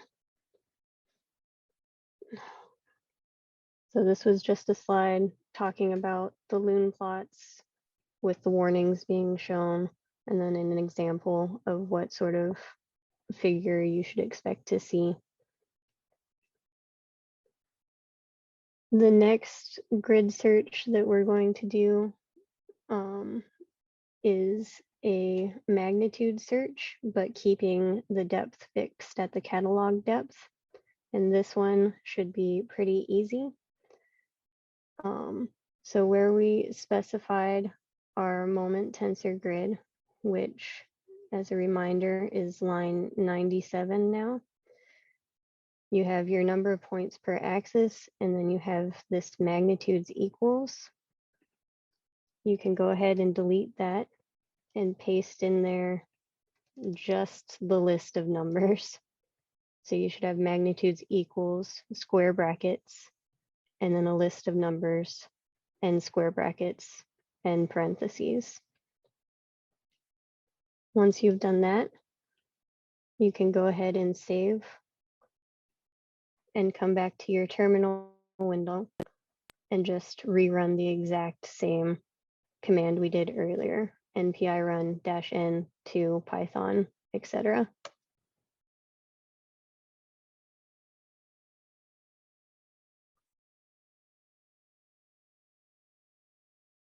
This one will take a little bit longer because the number of magnitudes that you search over increases the time it takes. Maybe while that's running, I'll just mention that here we are running a full moment tensor for an earthquake. And there are not that many studies where people have looked at that. There's a large, the Berkeley Seismological Laboratory catalog is the biggest one I can think of, where there's something like 800 earthquakes that have been estimated full moment tensors. And that gives a very good idea of what kind of variability you might expect when you relax that restriction that it must be a double couple. So even if you think the mechanism of the event is a double couple, we can easily ask the question of what if it's not, and see what comes out. So as I said, the Berkeley, we have some sort of well studied earthquakes in one of the papers we've done, but it's not a common thing. The GCMT catalog, these are deviatoric. They're also not double couples, but it's not the norm to invert for a full moment tensor, but that's kind of the philosophy we're taking here, that you might want that information rather than constrain it at the outset.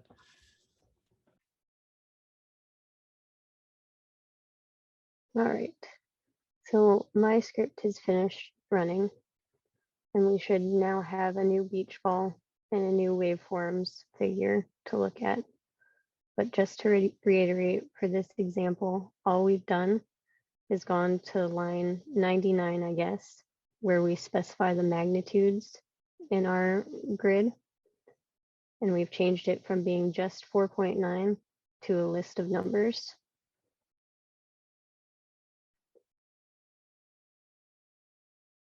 And at that point, we should have a new beach ball figure that should look very similar to what we had originally. And a new waveform figure, which again should look very similar. But if you noticed here, now we've found that the best fit moment tensor occurs when the earthquake is a magnitude 4.8 instead of the catalog magnitude of 4.9.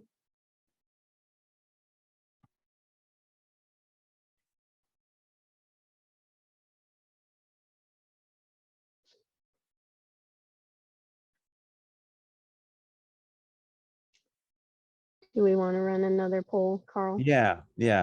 And the specific question is this, which run here? The thorough grid search? Or which? Have you completed a magnitude search inversion? Okay. We've got.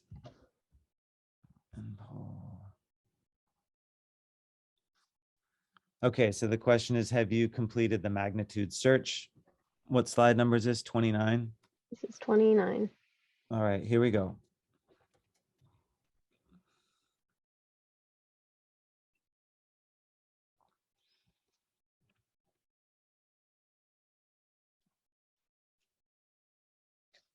And we had some chat that things were going very slow.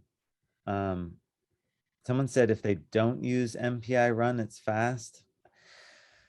That's, Hard to understand everything, but yeah.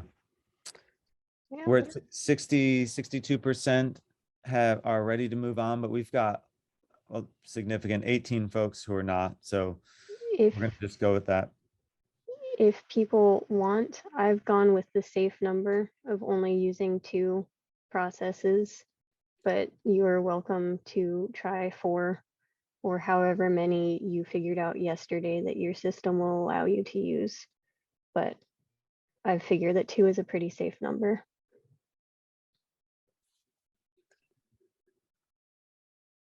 Hey, Julian, are you free to join room 6 to help out Orly? Yes, and for the person that has slowdowns and like very slow run, it might like be like if you have one of the recent Mac, it might be the problem, and otherwise I'm not quite sure.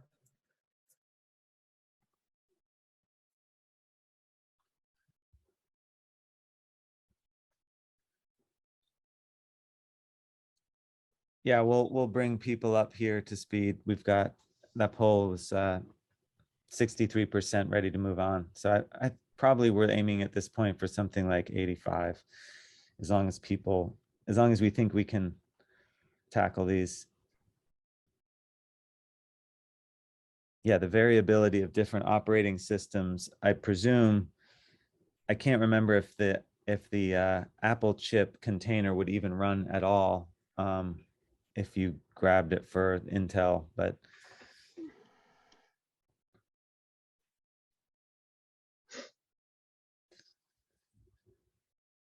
Felix, do you see anyone needing help in breakout rooms? Yes, 8. room 7 and room 8. Okay. Could you hit 8 or 7? It looks like Liang just joined 8.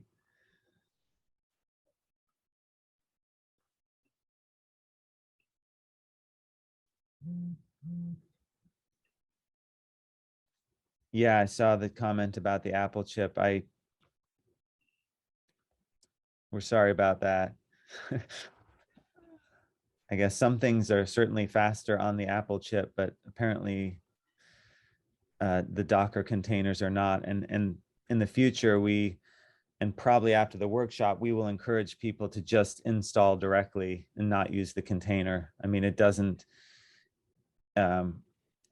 take, there weren't a lot of commands that were needed to build the container, but that would be the solution. We didn't want, after yesterday, we also didn't want to totally change things. So it may not be the best route if you have the Apple chip.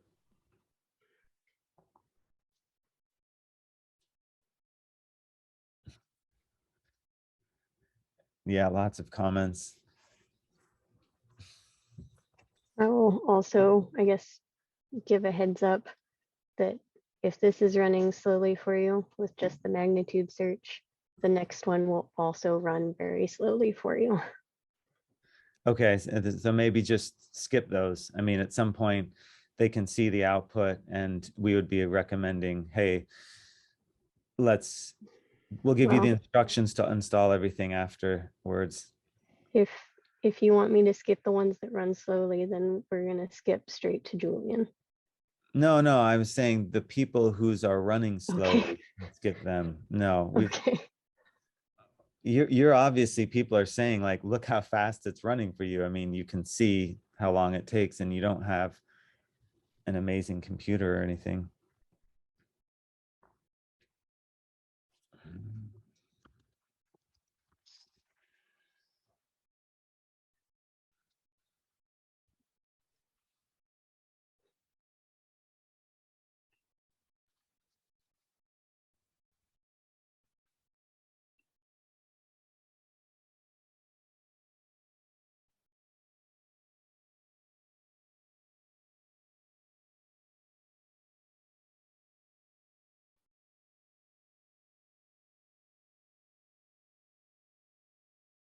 Maybe I should have prepared some jokes.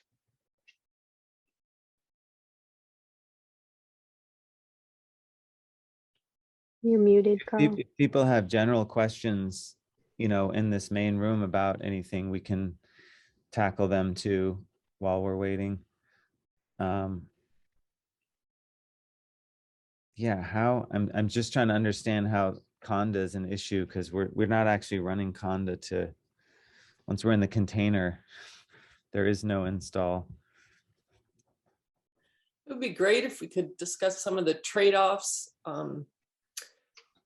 that have been mentioned in the chat, for decisions on Bandpass and window length. bandpass, window length, FK versus the other one. Yeah, we will, and we'll specifically highlight one of those. I mean, it can have, the way I was mentioning in the chat was that, when you change any aspect of those parameters, the filter, the windows, stations, you're changing the misfit function, and when you change the misfit function, well, we might wind up in a different place when we find the minimum. So one way, I mean, I don't know if I've seen this before, but one way is you can imagine a grid of like the minimum period versus the maximum period of a bandpass, and systematically searching completely over a wide range of options to kind of objectively find the minimum. And this is challenging because you're also, I mean, in my view, there's two directions you go with the bandpass. When you go to high, well, say long periods, you're running up against signal to noise challenges where a lot of the data for a regional event is not going to be well recorded at, say, 50 or 100 second period or something. So when you go to the long periods, you're having a data issue.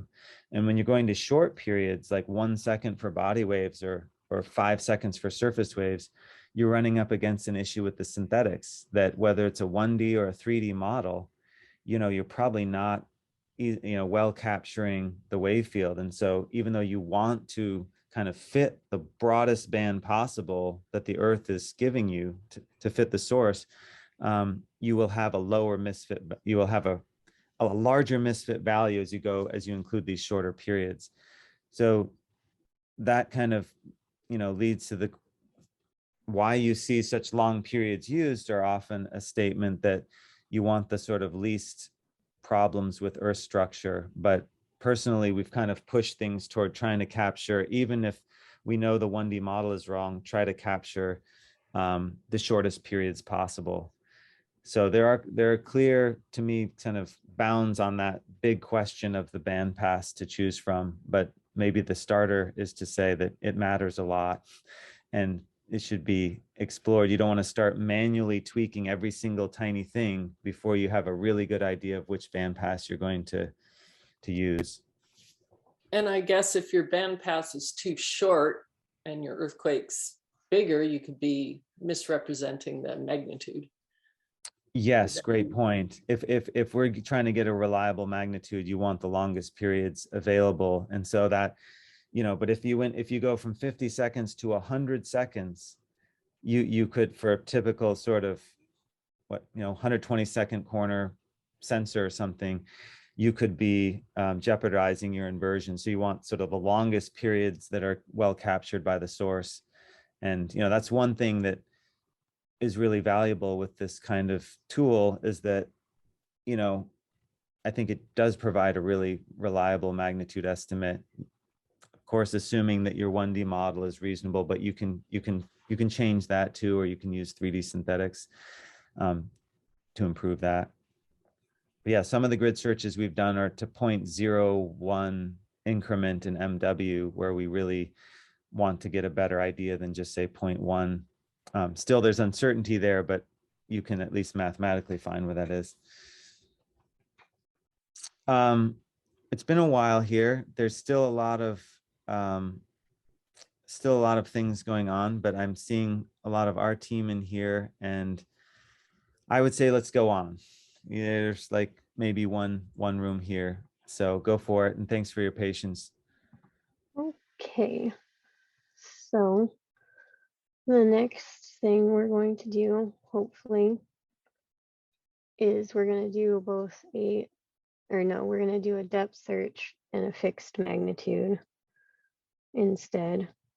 So the first thing to do, which is probably going to have some problems, is that we're going to copy this block of code where we define what depths we want to search over. And then we're going to make a list of origins and then just change the origin depth to this list of depths. So we're going to tab back over here to our script and scroll down to line 113. And underneath this origin block of code, say it maybe line 120, go ahead and paste that in there. And if you see, I've now got some indentation errors. So the first thing you want to do is make sure that origins and depths are both indented over. Make sure you indent this for loop over as well. And then origins and set attribute need to be indented further.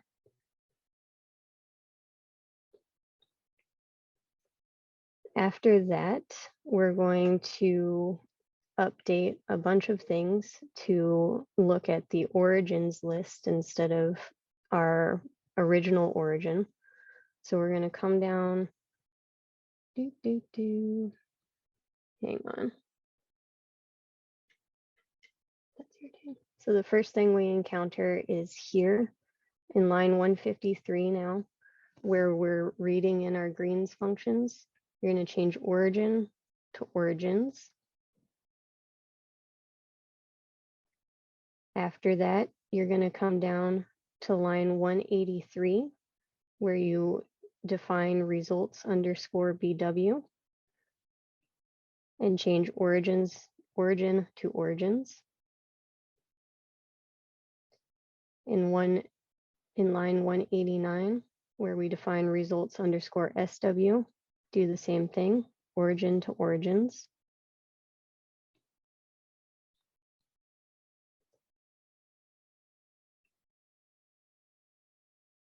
Once you've done all that, go back to the slides and copy this line of code, best origin equals da da da da da. And at line 200, we define this IDX, and underneath that, go ahead and paste best origin equals origins. And here we're just finding the lowest misfit origin.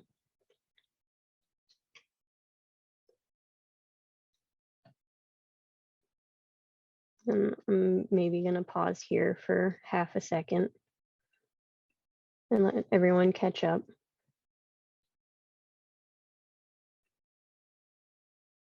Go back over what we did.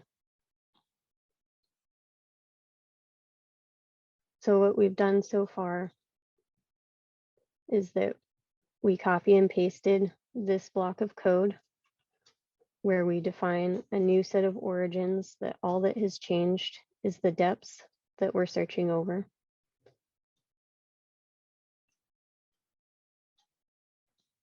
Then we came down to line 153 and we updated our function that reads in the greens functions to look at all the origins. The next thing we did was when we were searching over the grid to get our results, we changed origin to origins for both the body waves and the surface waves.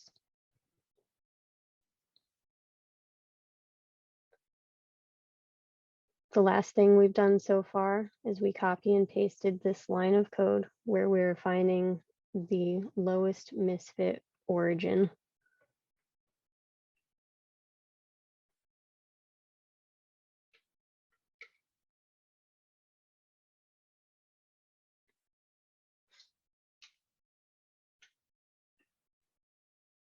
Okay.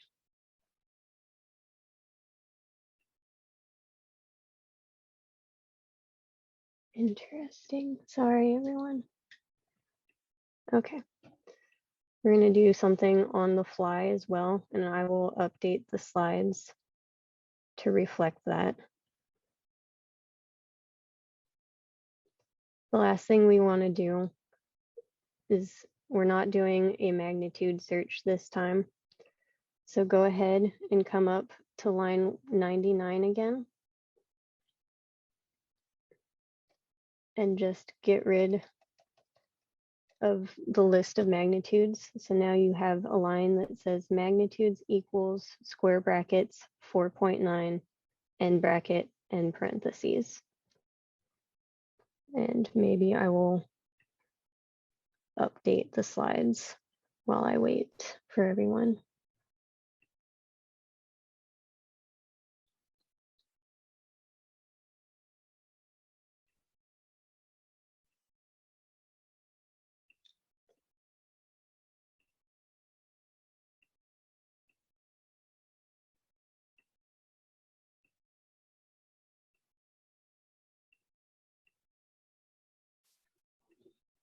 Sorry, everyone.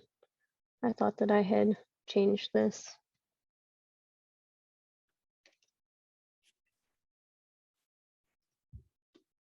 So the question is whether people have made the text updates on which slide number is that?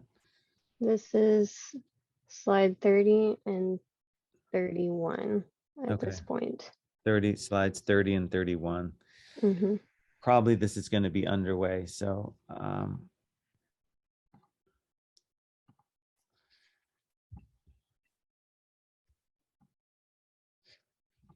so the question is, have you finished making the text changes in slide 30 and 31? Polls coming your way.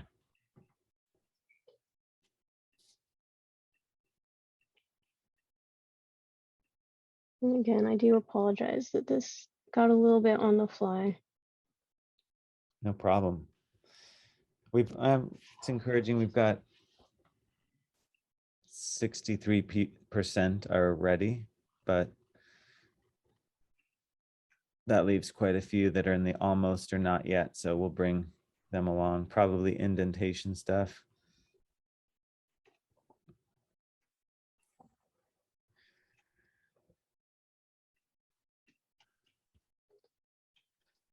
And hosts, please check the breakout rooms from time to time just to, I think there's no one there. I kind of forget how to clear out these names. Oh, so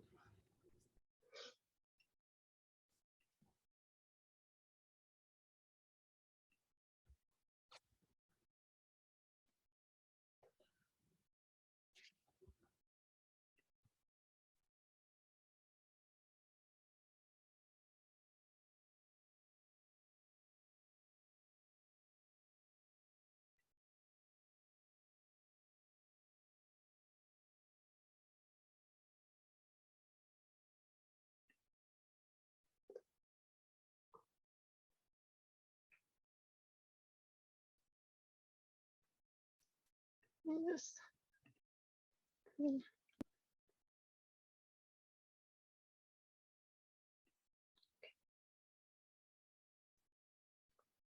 Just so that no one's panicking, all I was doing was making sure that I had changed everything appropriately.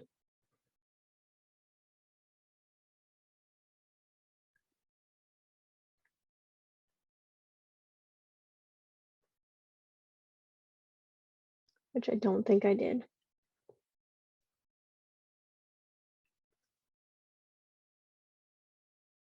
Yeah, okay. So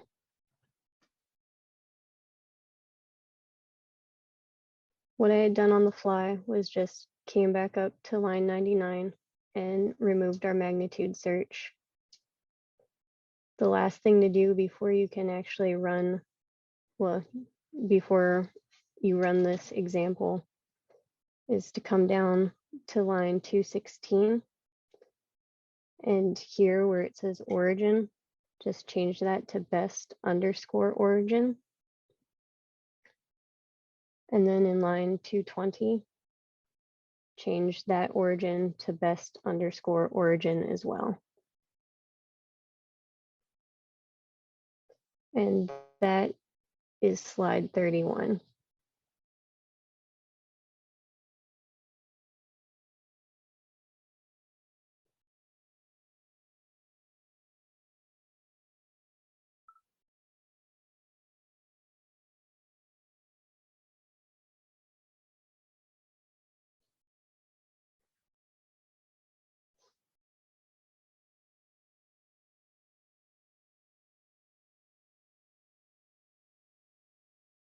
How's the poll looking, Carl? I will relaunch the poll. So let's see. Question is slides 30 and 31 text edits, or do you want them to check if they've actually run it? Text edits is fine. Okay. Have you finished making the text edits? In slides 30 and 31. And if that's high, then we'll shift to the question of, did you run the example? Sounds good. Well, we're above 80%. We're at 85%. So I'm gonna launch another poll that says, did you run the example? And then we'll, if you, then we'll know whether these text edits were correct or they had some indentation.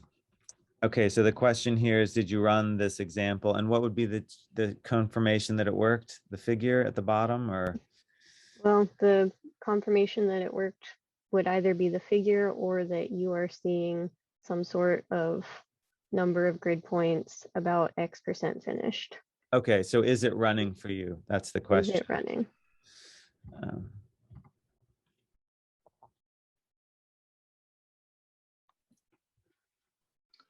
Amanda, there were some comments about line 230 that merged dicts. Does that require also changing origin to best origin? Yes. So at 230, where we, yeah, so that is for, that doesn't affect what we see in this example necessarily, but if you want to save like the strike dip and rake for the best fitting moment tensor, then that will happen with that merged dictionary and then in this save JSON file. So yes, if you would like to save that, then absolutely go ahead and change origin to best origin and then run it again.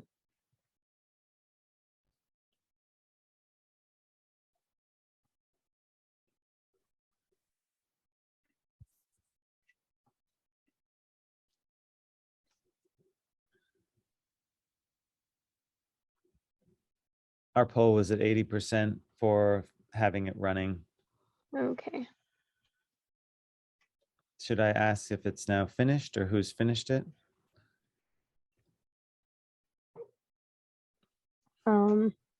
Or Yes, just I didn't have mine running, but at this point, they're welcome to open up their images and see what's changed. I think that I have an example here. Yeah, so at the end, you should see something like this figure at the lower right-hand corner of slide 31, where the magnitude is back to the catalog magnitude because we've specified that, but the best fit depth is now at 12 kilometers instead of the catalog 10.5 kilometers. So if you've gotten something like this, then that's pretty good.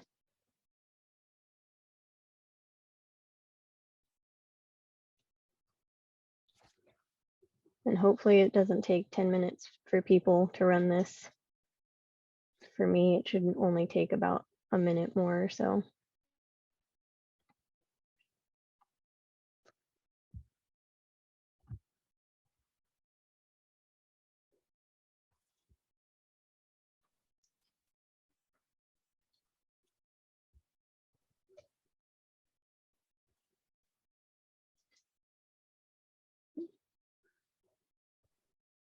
See participants.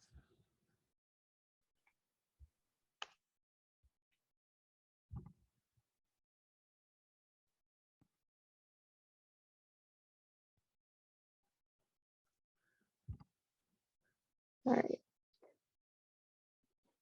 So now my script has finished running, so I'll just go ahead and open up these figures just to illustrate that, you know, we did get magnitude 12 best fit moment tensor. Beach ball has changed a little bit.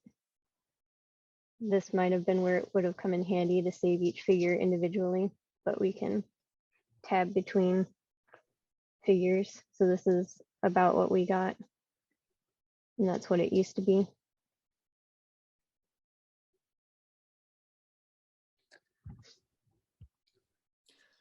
So previously you had a magnitude of 4.8 came out of the inversion, but you've used magnitude 4.9 here, which was, I think, your original guessing or catalog magnitude. Yeah, and I guess there I just wanted to like show how each parameter changes the solution. Our next example is going to be doing both the magnitude and depth search and see how the solution changes when we're able to search over both freely. I'll relaunch the poll to see whose SoCal run has finished. So if your run has finished, say yes. If it's almost, if it's running, put almost. And if you haven't launched it yet, I guess say not yet. Thank you.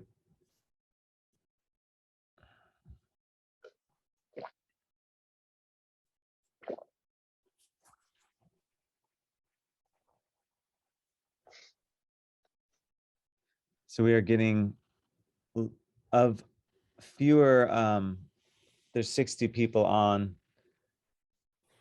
and we're getting lower participant in the poll, but that might include, I haven't been watching that number as much, but 77% are of those who responded are done with the SoCal example. Maybe what we'll do, Amanda, let's get through SoCal, and then we can take like a 10-minute break before we launch into Iceland or something, or North Korea. And that'll give us some time to actually bring everyone up too. So let's try to forge ahead here, and then we'll have time to bring everyone up. All right. So forging ahead, we've got a couple small changes to make to do the depth and origin, or no, depth and magnitude search. So in line 99, go ahead and update this list to be 4.8, 4.9, 5.0. We're not doing as many as we did last time because I didn't want it to take forever for people to run. The depth list can stay the same, so don't worry about changing that. And then all you have to do after that is save and try a run again. I would recommend, if your system can handle it, to change the number of processes to 4. Or if it's faster to run without the MPI run, then I would recommend doing it that way.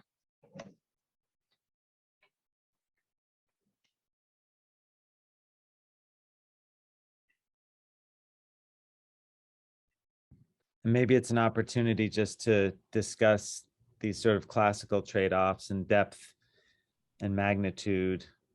And maybe one way of thinking of it is that, you know, you have a certain predicted displacement field or observed displacement field on the surface. So as you go deeper, you're going to need a larger magnitude to make up for the fact that you're farther away. So that depth magnitude trade-off is kind of expected just based on, you know, we would expect, and we see that as we do a depth search, the best fitting moment tensor not only might have a different mechanism, source type, or orientation, but it will often have a different magnitude that would be larger with the deeper, greater depth. Or even famous with the Sumatra earthquake, you know, the dip angle on a shallow megathrust versus the magnitude. You know, you can, I think there's a nice paper by Victor Tsai and maybe Ekstrom about the trade-offs with dip angle on a megathrust and what happens just with small changes in dip angle with respect to magnitude. Well, yours is chugging along, Amanda.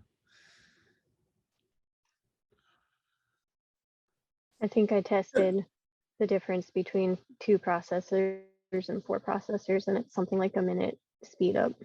Okay. So definitely worth it. So did we run the magnitude first just to make sure it was in the ballpark of, you know, agreement with the catalog magnitude before going into the depth functions, or was it just to show how things change? My intention was just to show how things change. We would always run a magnitude search right off the bat because it's not as sensitive. Like we can get a magnitude with the wrong mechanism a lot of times. So it's kind of one of the more stable estimates. And so we'd kind of want to get a basic idea before we do any kind of detailed search, and especially before we launch into a depth search. That's kind of the last part we would run. But it is, practically speaking, you know, you don't want to start monkeying and manipulating with all the fine details, whether it's cycle skips or eliminating stations, until you're basically in the ballpark of the right answer. So it's kind of some iteration there before you really make refinements. As you can imagine, one thing to think about is as the depth changes, the piercing points on the big beach ball, you know, are changing. So where your rays are exiting this source mechanism is going to change just based with the change in depth. So you can imagine the stations on that beach ball are changing as you make it deeper. So we had a case where there was an event where the MW was an order of magnitude different from the catalog magnitude. And so, I mean, I assume it's this kind of thing that you would quickly run the magnitude one first to get it in the ballpark, like you said. Well, it could And also a be pretty special occasion. I think it was a high stress drop event. it could also be, I mean, a lot of catalogs are local magnitude and not doing MW. So we're systematically lower MW than, for example, what the Alaska earthquake catalog ML estimates are. But yeah, ours would be much closer to what like a USGS derived, because they're using the same waveforms. Should I do a poll, Amanda, as we go ahead, or just Yeah, go for it. Okay, so The- maybe, or you want to highlight the outcome from this run, or and just Yeah. okay. So like Carl was talking about with the trade-offs of magnitude and depth, now that we've allowed it to search over magnitude and depth, we have a lower magnitude than we did last time, where we set it at 4.9, but the depth is also shallower. So that's kind of the highlight there that Carl was talking about earlier. So I guess the question for the poll now is, have you completed the depth and magnitude search? All right, and that question is coming right now. Depth magnitude search, and an almost would mean it's still running.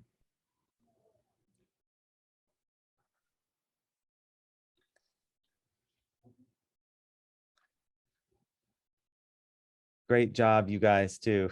I know this is probably, yeah, hard to follow along. And I was just thinking that we will probably, after this, we'll make one more container and we can strip out some of the tedious changes that were needed here at the end. But so we'll update people to say if they want to just run through the container, we'll make a few tweaks that will make that even easier, and we can update these slides as well.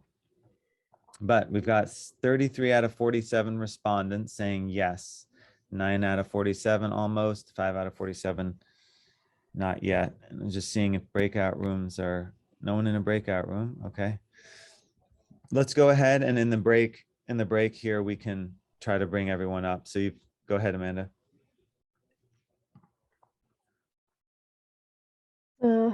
last thing we're gonna do is do actual full moment tensor inversion. So I have this first example doing the catalog depth and magnitude again, just showing how the solution will change based on, you know, the different parameters. So the first thing we're going to do is come back over to our script. We're going to come up to line 97, 98, 99. We're going to comment out our double couple grid. If I can remember how to use my keyboard. And in line 93 through 95, we're just going to go ahead and let our grid be the full moment tensor grid this time. I recommend changing the number of points per axis to be a little higher.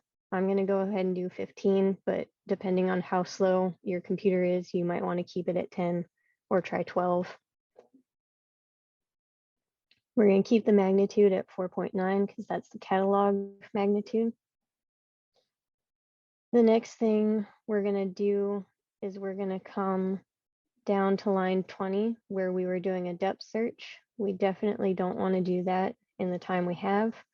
So go ahead and in lines 120 through 124, just comment out all of that code.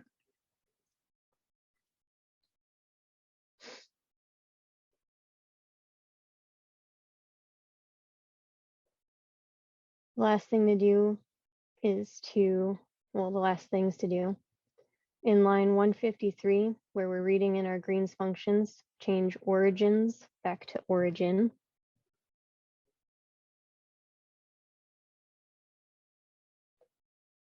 Next, we're going to come down to line 184 in results underscore BW, change origins to origin, and do the same thing in line 90 where we define results underscore SW, origins to origin. In line 201, comment out where we defined best origin. We don't need that.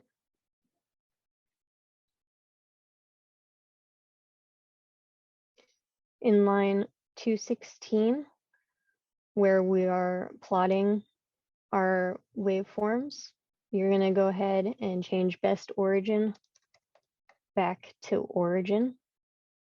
And please do the same thing in line 220, where we're plotting the beach ball. Change best origin to origin.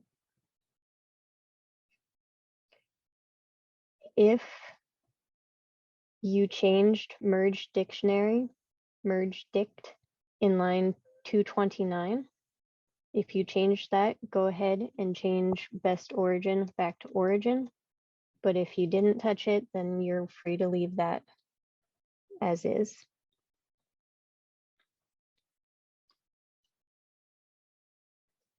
Quickly reiterating what we have done so far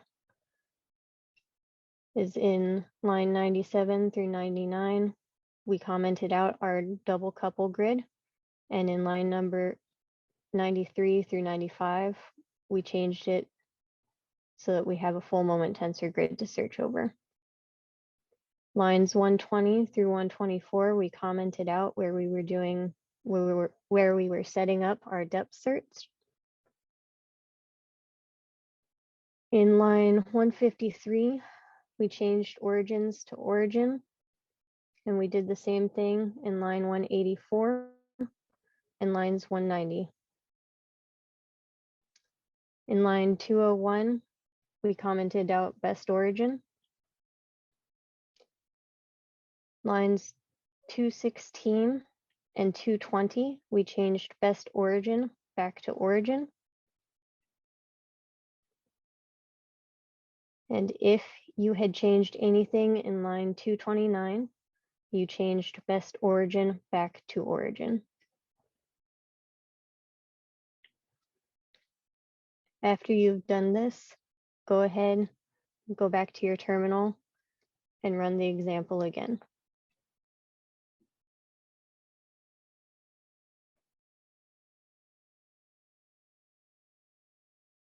And if it is running, congratulations, you are one example away from being done with this event. Nobody said mercy yet.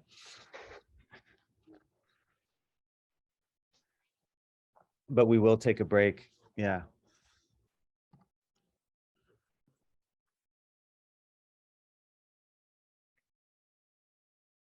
Okay, come back to the slides.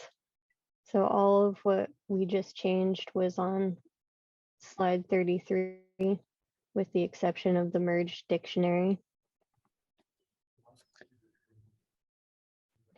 Amanda, can you reiterate, is there there's no removal of any station for this event? It's just whatever.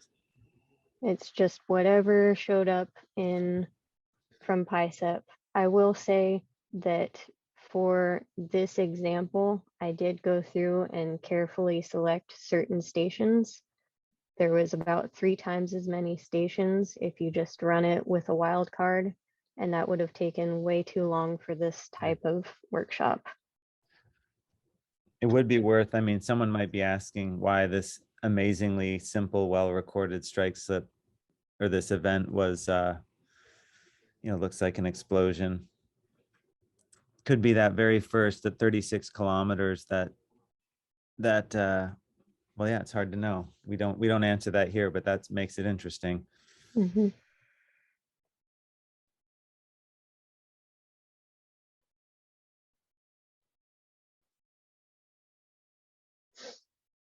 Yeah, one of the I was just gonna one comment. One of the themes was that we often get very different beach balls with very similarly good looking waveform fits. So that's kind of your classic inverse problem, where just because you fit the data does not mean that you have the answer or that you're properly characterizing the uncertainties.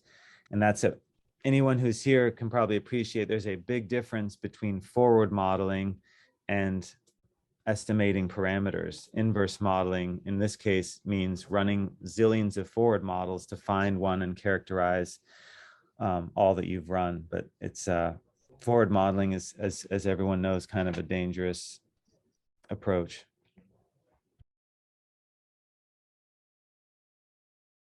Interesting. So Yuan is commenting that if you just change depths to be a single element list, that the code would run just fine. And I appreciate that. I was not aware of that.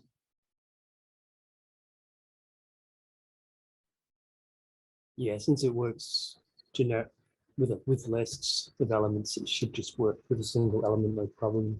In any of those arrays defined, lists defined. So Amanda, this is 25% finished. I guess when yours finishes, maybe that'll be just the break time and everyone who wants to catch up can, or, I mean, nothing that we're doing here is required to do the next set of examples. So is that right? There's not necessarily like a. Oh, so in my section, I have one more full moment tensor to look at, but we are welcome to take a break whenever. Well, maybe we'll launch. Is there lines changing for that one as well? Some lines changing? Just changing the depth to be the best fit double couple depth and the magnitude to be the best fit. Then let's get to the point where it sounds like you launch that and then we just take a break. That sounds good. And we'll catch some people up, but that'll probably like a 10-minute or so, maybe even 15. And we can look here too. So when I ran this example to grab these screenshots, it took almost 6 minutes to do the surface wave misfit alone. I see. And what about the second one, the one after this? Second one should be similar. Okay. About 6 minutes. And that was with 4 MPI? Yeah. Okay. Yeah, and as we said yesterday, just that speed is not the top priority for trying to deliver this. We'd be running on a cluster with as many cores available, but we also, with the container, may have some slowdown as well, relative to just installing on your own laptop. Indeed.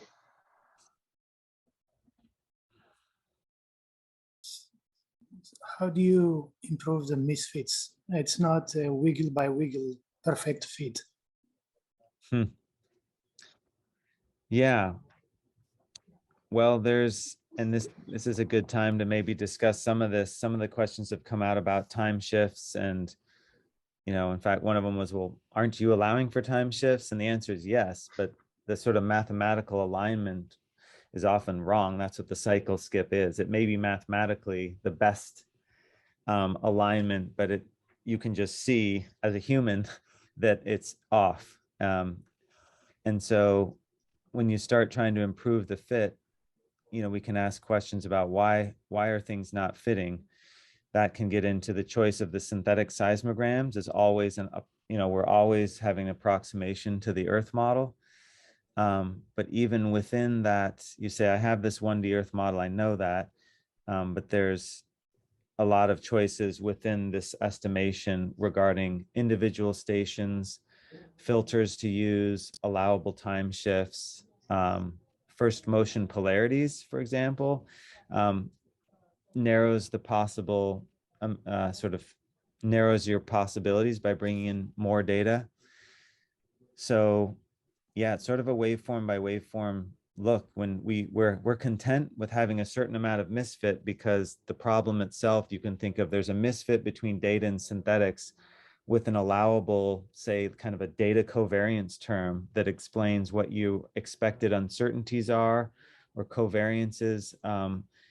And some of that can be determined, for example, by looking at noise prior to the P wave arrival, if you want to get formal estimates on the errors. But at some point, your limitations are some combination between the errors in your synthetics and, well, just the sort of variations in the data that may or may not be explained by the source mechanism. Can we use a 3D velocity model and also attenuation included? Yes. Yeah, so that'll come at I'm not sure. I guess in our last slides, we didn't add too much, but the code interfaces with SpecFem. So SpecFem handles topography, 3D, Green's functions. So the code is modular. That's kind of one of the biggest steps, is just trying to say, if you have 1D synthetics, some sort of a synthetic maker, and you can explain how those synthetics are combined to make, sorry, not synthetics, how the Green's functions are combined to make a synthetic seismogram, then you could actually implement that with this code. So the tool is modular in the sense, in that choice. But that still means you have to run, say, a 3D wave propagation code with or without attenuation, and understand what those Green's functions are and how they would be combined to make synthetics. So it interfaces with SpecFem, but if you had SW4 or finite difference code, you'd need some similar explanation for what kinds of simulations would be run to make the Green's functions. But yeah, those capabilities are a motivation for this kind of coding. That was from the very start. It was, well, we've used FK, but now we point to AxiSem. It can be local. It can be from Iris and you can point to SpecFem local. I don't think, yeah, SpecFem 3D synthetics are available at Iris, but I don't think we've attempted that yet. Yeah. Okay, thank you. Yeah, you're welcome. So at this point, my script has finished running and we've gotten a set of figures. Great. So the only new thing now is that since we're doing a full moment tensor grid search, we now have, well, first of all, we don't have any warnings at the bottom, because now we can plot all of our loon plots, which look something like this. Did you try a control or command minus or plus on those? Is there any hotkey that would? done that, but then it just kind of I makes see, yeah. everything. It doesn't, yeah, got it. So there might be something in the settings that I just didn't find. No problem. Um, Yeah, let's launch your last one and then go to let's break. launch the last one. So finally, what we're gonna do is we're just gonna use what we found earlier in our double couple depth and grid search, magnitude search. So in line 95, go ahead and change your magnitude to magnitude 4.8. And then in line 117, where we define our depth in meters, go ahead and just change that to 10,000. And then after that, save, run again.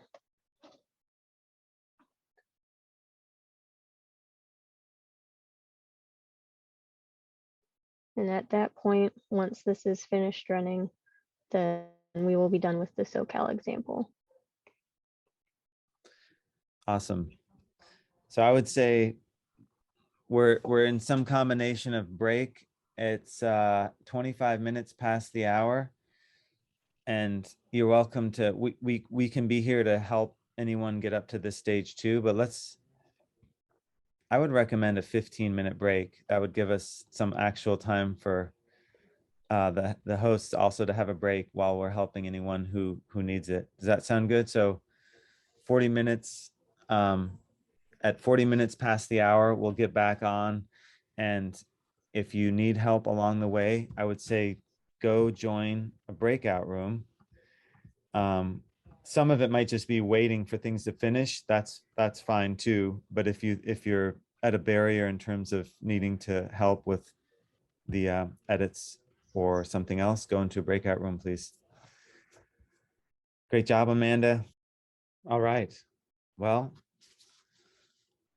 we're still 57 strong here. So hopefully if you're hearing this audio, you can come back.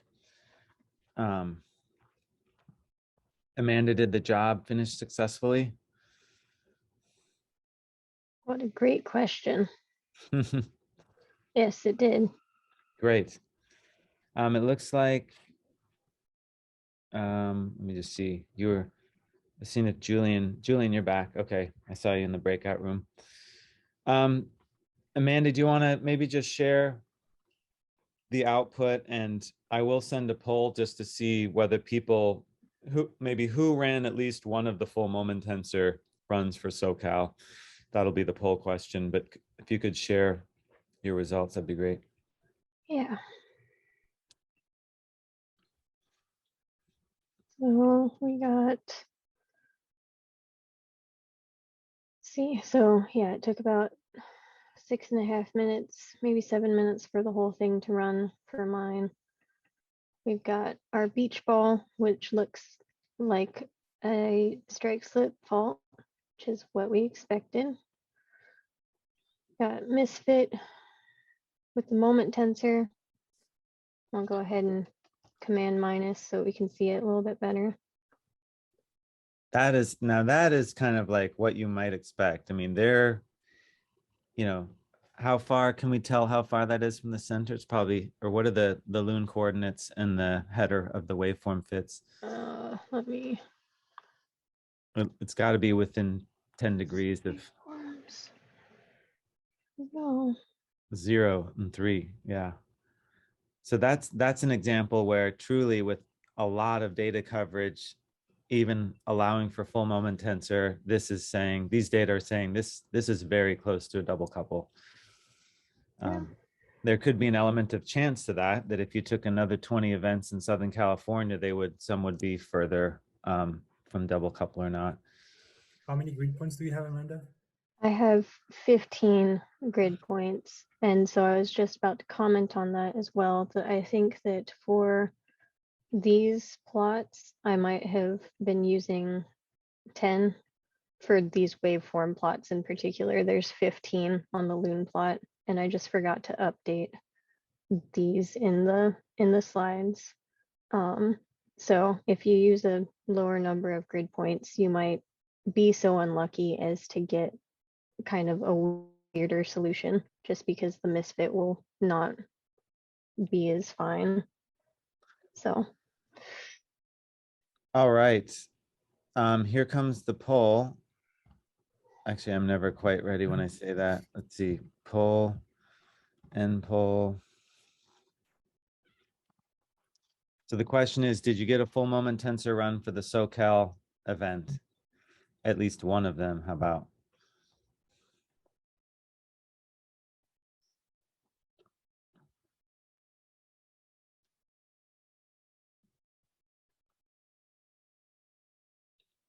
This is unprecedented. We're at 100%. I think the response rate is dropping, but the people, it was 100%, 36 out of 36 people. Okay, great. So is this a handoff then? Still, for those of you hanging in, if you want to keep running or step back into another event, by all means, join. I think we got 37 out of 54, but that's a lot. Let's keep going. They share screen.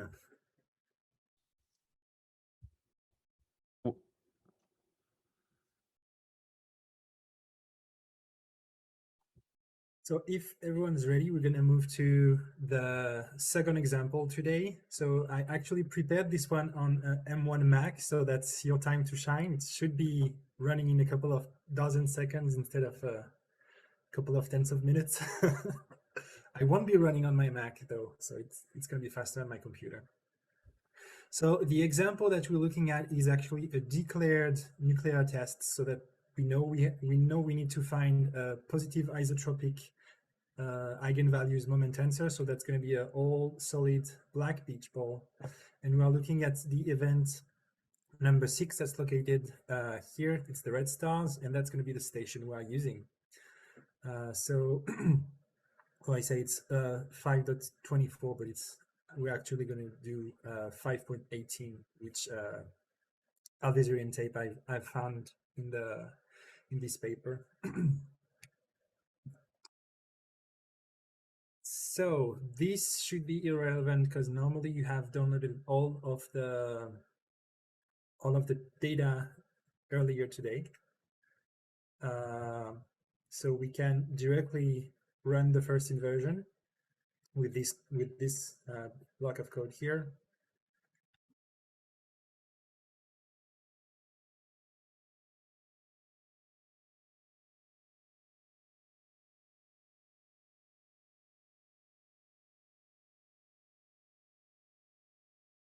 So in your case, it's going to download Green's function from Syngin, but there's only 5 stations, so it's not going to take a lot of time.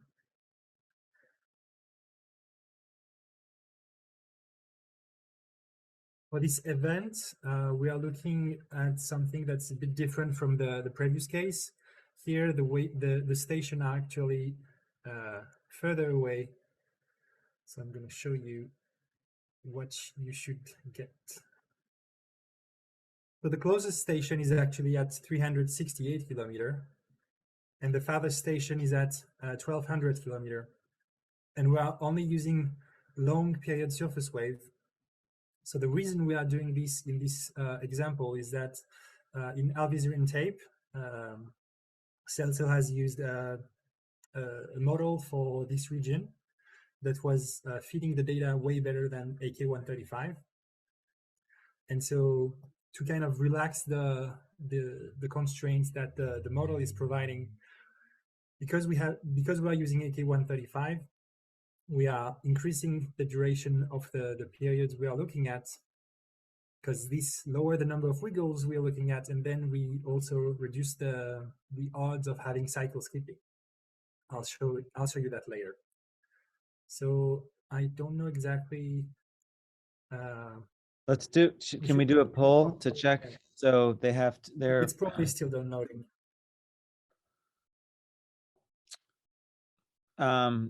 You're saying it's going to be downloading for other people? Yeah, it's probably downloading for other people. There's five stations worth of download, so it should not take too much time. Maybe. Okay, I'll ask the question then. Did the run finish? Did you download the yeah, synthetics and did the run finish. So here's the poll.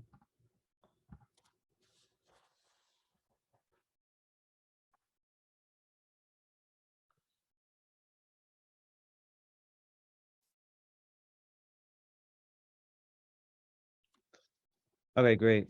We got 2 3/4, 80% at yes, and 20% at almost. So Julian, you're saying that if you run it on an M1 Mac, you built it on an M1 Mac, but you're running it on Windows? This one, yes. So what I've done is that when I was preparing this template, I run it on the M1 Mac, and this would take about like 40 seconds. Jeez. But now it's only taking 1 second. So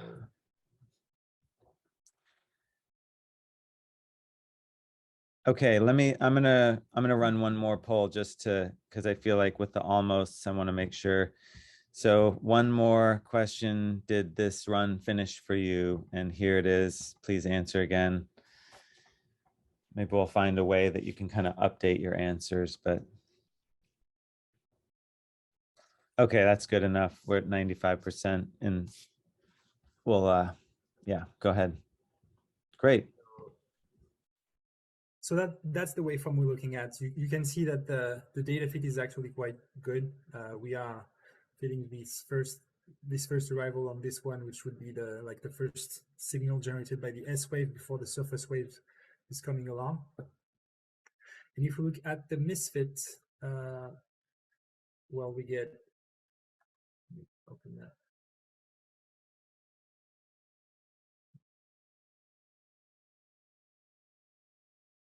So we get this result, which is fairly typical of what you would see for an explosion. So it's like this long swath of low misfit that goes from the positive isotropic eigenvalue of the balloon down to here. And if we look at the trade-off now, oops, sorry. You're going to see that all of the moment tensor that are within this purple zone all have this outer rim that's black. And that's what's actually causing this characteristic shape of the misfit. It's because we have a very shallow source, and because all of the outward motion on the rim of this beach ball basically has same polarity. It's very difficult actually to get which moment tensor is the one that fits the data. But because of this one is actually a declared test, we have no doubt about the fact that this is indeed an explosion. So moving to the next slide. So here are the two results that we have. So on the left, the figure without the trade-offs, that's the best fitting moment tensor, and here are the trade-offs. So now we're gonna change a couple of parameters. So at line 92, 94 of the grid search full moment tensor MK file, you'll change the number of grid points from 10 to 20 or 15 on the M1 Mac if you want. I'm really sorry about that.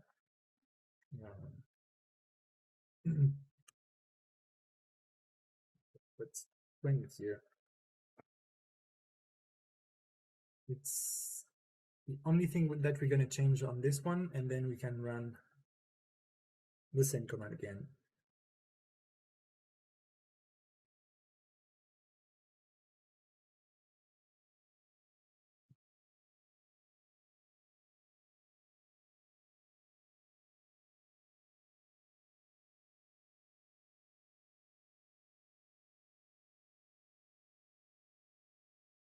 So the reason why it's not taking too long actually for this event is first that we are only looking at the surface waves.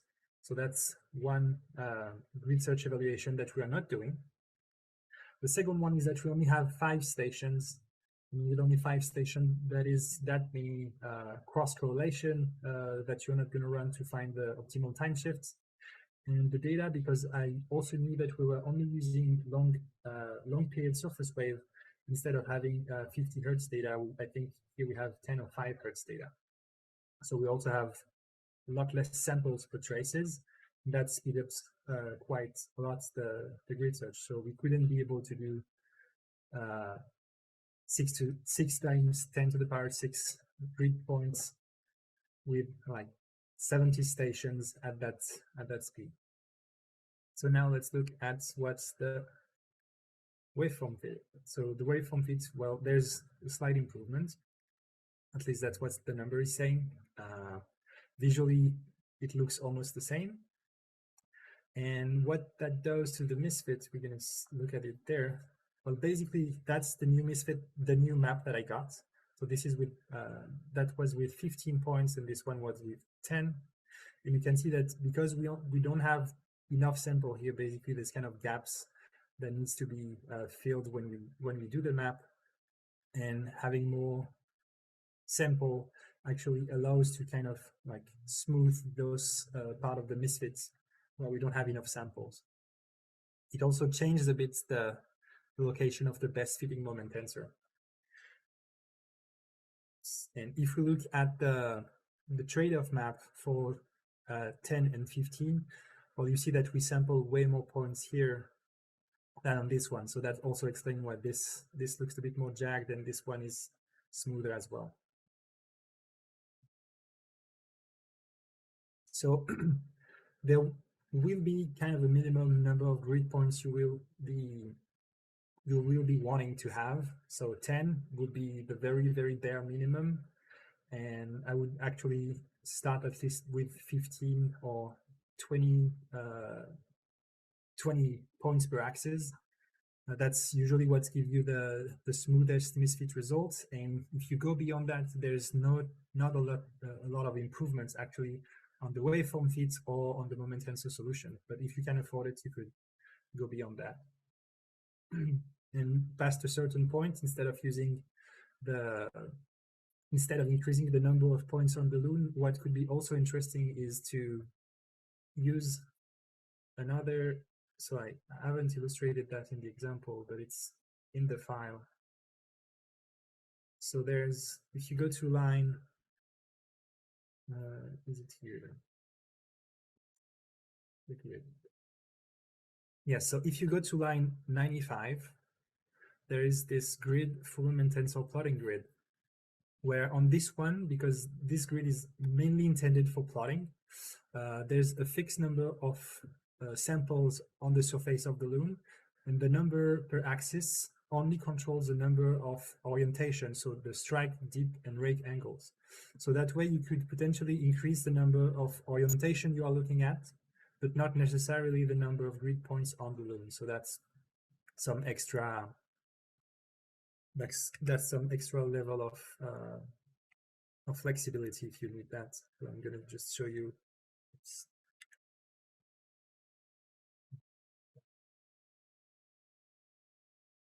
This is looking at.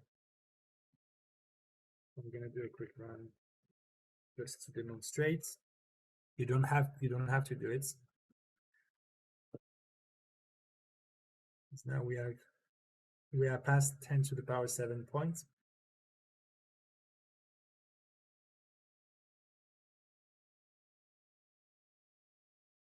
So this is on local machine.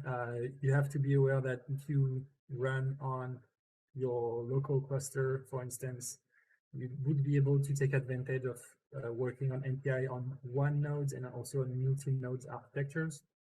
So it wouldn't be a problem to run this code, for instance, on 200 cores.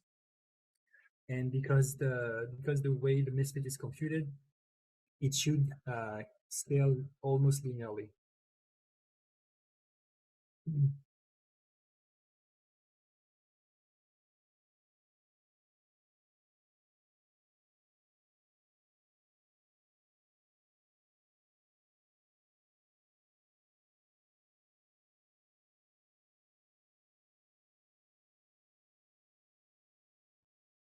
So this one shouldn't take too long. Don't try it on the M1.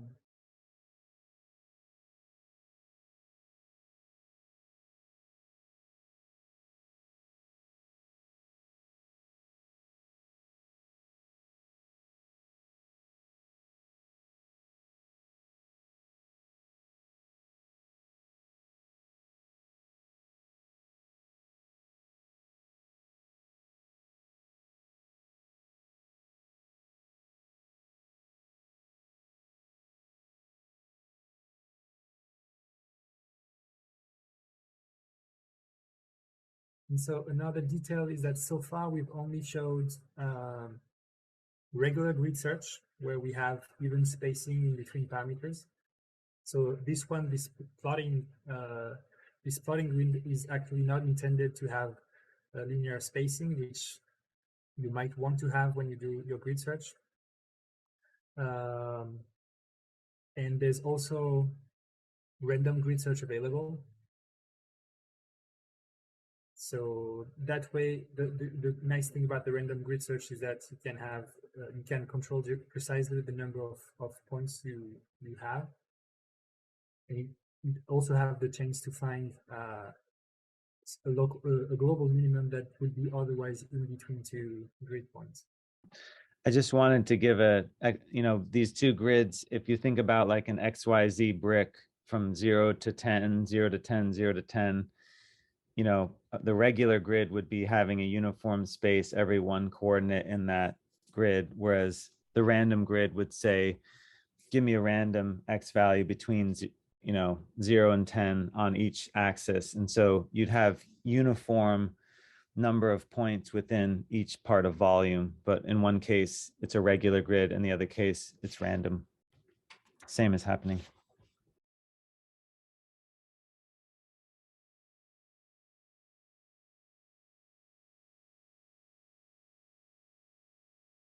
Okay, so that's the grid you should get. So it's not very different from surprisingly.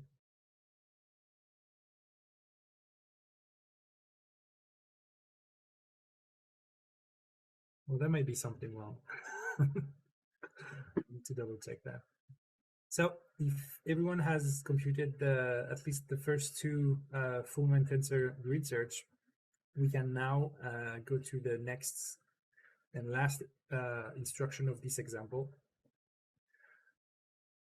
So you should go to line 4857, where we define the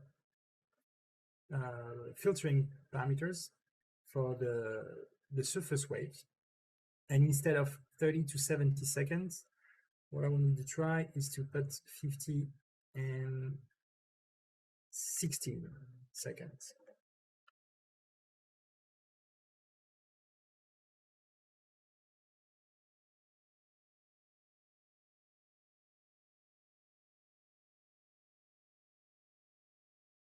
And see the round. So here we haven't changed anything. So we haven't changed the magnitude, we haven't changed the depth. We're only showing what might happen when you change the frequency band of your filtering, especially so when you don't have a good velocity model.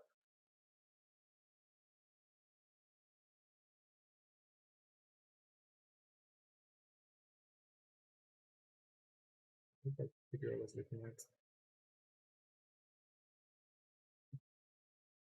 So that's the plotting grid I was telling you about. So you see that it's not a uniform sampling. We actually have less samples throughout both ends of the loop.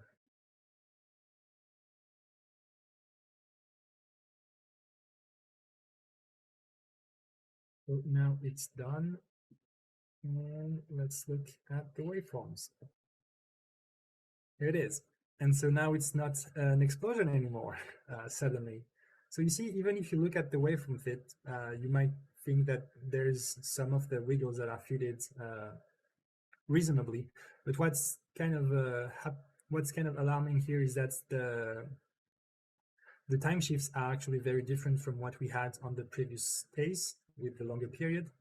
And so what's happening here is that we have some cycle skipping occurring. And this is very visible. If you look at the misfits, this blue swath that was here just shifted on the other side of the loom. It's because we are fitting a wiggle that's more than half a period away from the one that's supposed to be the true surface wave arrival. And so that's why it's very important that first you get a good velocity model if you can afford to have a proper model for the region you're looking at. The second thing to consider is that you will have to try out a bunch of different frequency range when you do this type of inversion, just to evaluate how robust the inversion is. Are you in a position where if you change just a bit the filtering parameter, is everything going to flip sign? And if so, you might have to look twice at your results and try to see if there's a way to fix it. So that's the result you should get. And as you can see, it's completely different from what we expect here to have, because we are facing here a declared nuclear test. So we expect it to be an explosion. Can I, I just want to kind of emphasize this point. So we're basically showing the danger of what can happen, with something as simple as the bandpass. And you might be asking, well, how do you overcome this? And Julian mentioned better velocity model. Also, even within the package itself, though, in general, more data with better coverage is helpful. So a key point here would be, body waves, like takeoff angles that constrain not just the outside, the surface wave radiation pattern, but something down the sort of steeper takeoff angles of rays going downward toward distant stations. So I think and secondly, if you take for a given 1D model and you try lots of different events, you get an idea of what time shifts should be. So once you can lock in what they should be, then that can help also guide whether or not you have this kind of cycle skipping. So there are ways, even with the wrong velocity model, to do much better and be more certain. We should be able to, explore that variability. But yeah, using just a few stations makes it kind of fraught with peril. Go ahead, Julian. Yeah, so I just wanted also to say that here it's kind of a lazy approach. We only have a couple of stations with very long periods, which do the trick to get the sign of the pitch ball right.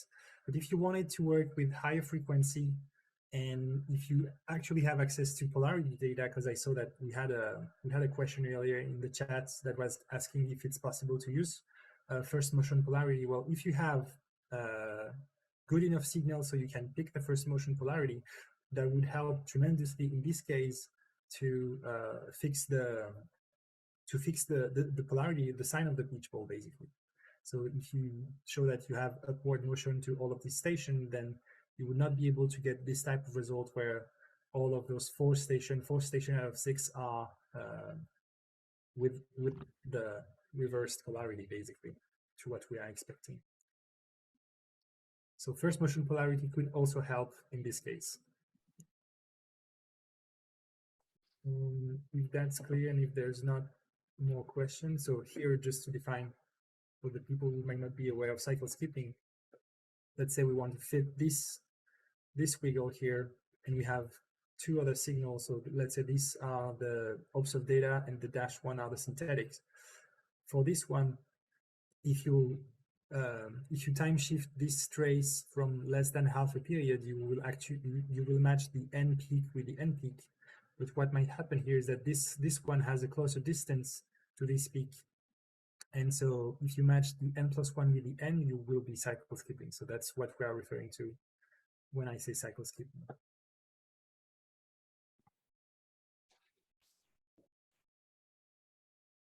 All right. You want to take it away? Yeah, and Felix, just thinking about the time, we have basically 50 minutes till the end, and probably we've got some slides. So I don't know. We'll see how we'll check within 30 minutes, but probably at that point we'll shift to some sort of exit discussion. And yeah, go ahead.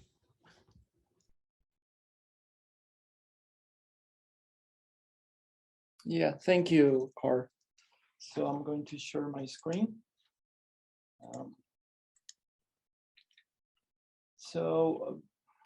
Now we are here. So thank you.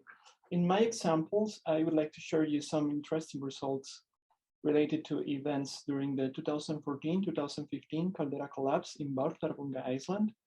Vártarbunga is a ringfall caldera below the largest glacier in Europe, the MTUQ glacier.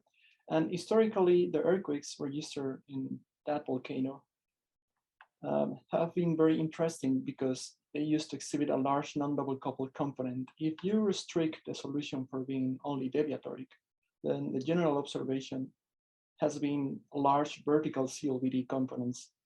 For instance, this is a famous image for Netflix and Ekstrom reporting the vertical CLVD earthquakes.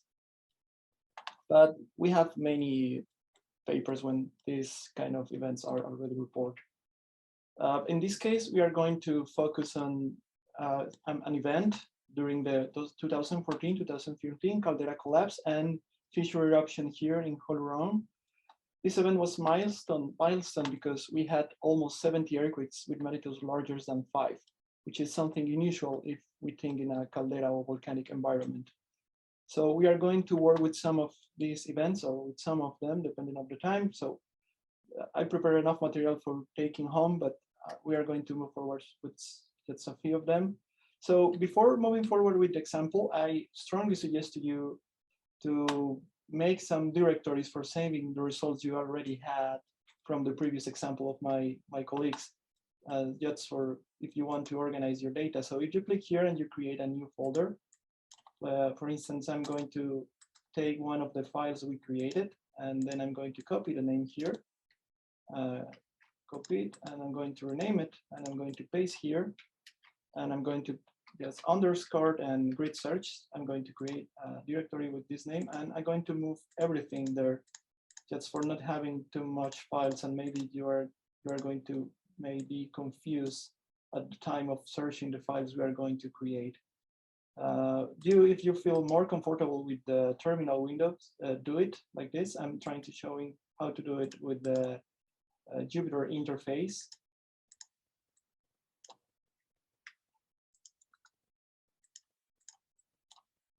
So you can name your directory as you want. The idea is just to have a cleaner space for find easier the results we are going to obtain during the examples.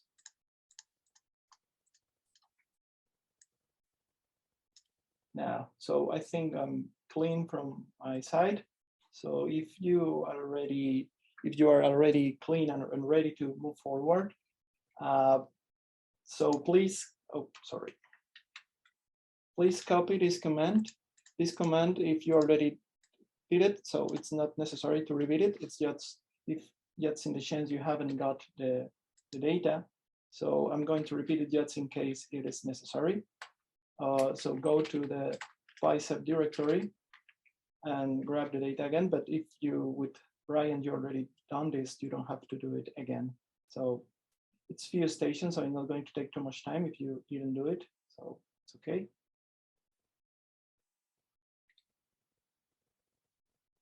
If you already passed through this, so please go to MTUQ workshop directory and copy and paste this instruction for running the grid full moment tensor for Iceland, please. So I already download and process the data, and then I'm going to go back to MTUQ directory, and I'm going to paste the instruction I said to you. So MPI run. I did it with 4 cores, but it changes depending on the machine you are working with. It can be 8 or it can be 2.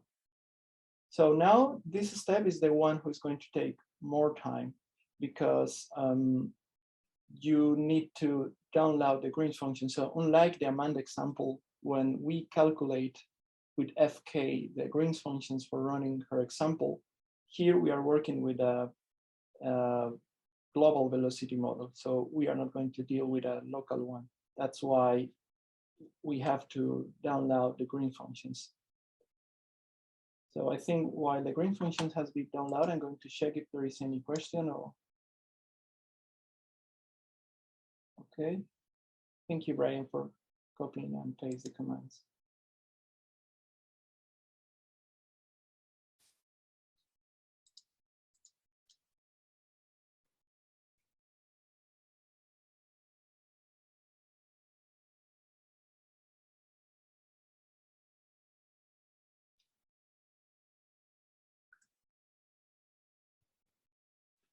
I'm Felix, going to, I was yes. just, is it always the 2-second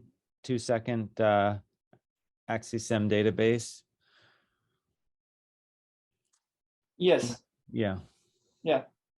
Yeah. I just want to take advantage of, we are doing some of this stuff, that this is data, local data. All these stations are inside Iceland. So it's a local network installed by the University of Cambridge for monitoring the fissure eruption during the caldera collapse. And so we are working with local data.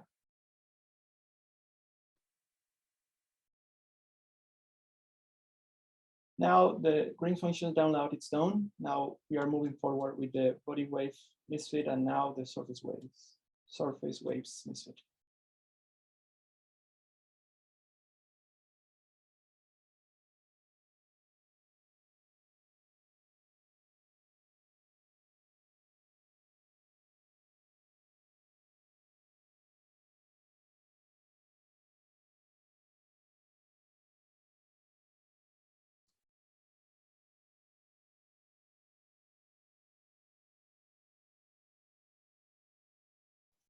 Maybe one thing too to mention is that we're not, when you make a local database, you would calculate over the complete range of kind of epicentral distances and depths that you might imagine using. Whereas when we do these on the fly commands, we're only grabbing exactly what we need. So you're not passing some humongous full terabyte database to your problem. I suppose you could download that locally, but it's a little simpler to just grab what you need.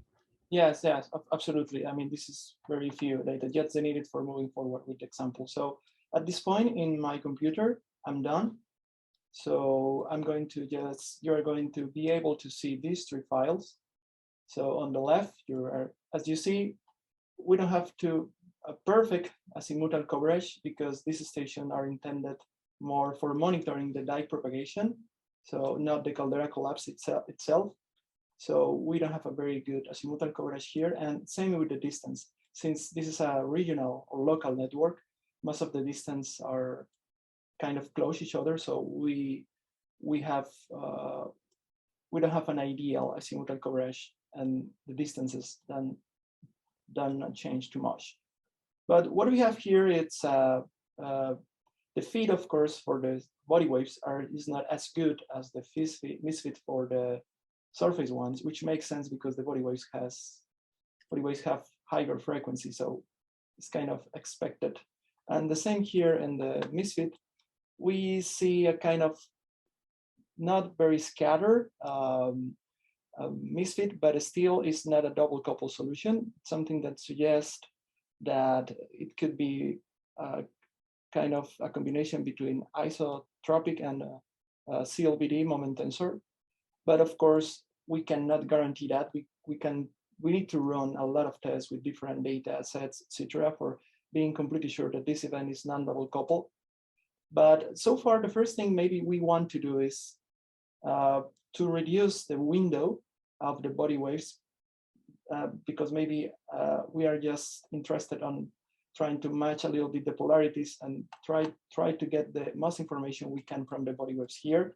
So if we want to make short body waves window, please open the grid search full moment tensor Iceland and go to the line 44 in grid search full moment tensor Iceland. And in line 44, you are going to find what is the window length for the body wave information. So this is going to cut 10 seconds, and we're going to change from 25 only to 50 seconds. And once we are there, please remember to save file, save Python file. And once you save your information, close everything you have already open, and we are ready to run again our example. That's the same command. It doesn't change because we only changed the length of the body waves window. And now, of course, it's going to take less time because we already download the green functions, which sometimes could be the more expensive thing. Of course, if you don't have too much data and your grid search is not very thorough, in terms of the number of points per axis.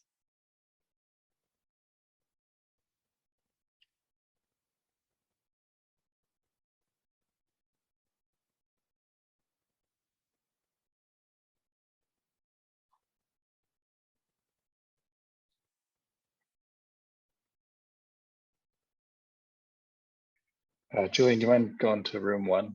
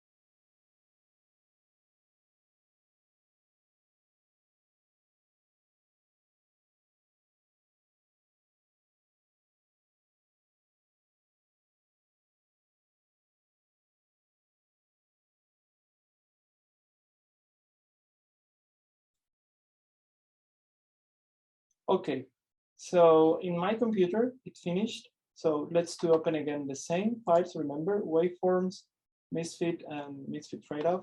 So if we open the waveforms, you will see that maybe we can now see a little bit clearer that the grid search is able to fit some polarities for certain components of the body waves, not for all of them. But here, for instance, we have a very good fit. Of course, the misfit, it's better, but of course it's expected because you reduce the window of your body wave. And your solution changes, the solution changes that a little bit, not too much. So if we change from here to here, so with still, we have still a large non-double coupled component. So the question that maybe we were asking is, for a magnitude 4.6 event, how would it go with a double couple solution? What if we restrict this grid search for being just double coupled? Though we really need the non-double couple solution for this case, because in the Amanda's case, it was clear that maybe the double couple solution would be enough. In the case of Julian, it was clear that of course you need a full moment tensor grid search. But here, it's not 100% clear considering the historical events in Bortarpunga if a double couple grid search it's enough or not. So one way of figuring it out is just try to run a double couple grid search and see how different is the result. So please go to the slide 50 and copy this command for cloning some codes I prepare for you, and paste this command in the terminal windows, just in the same place with MTUQ workshop 2022 is. Once you paste it, then you are going to be able to download the directory I create.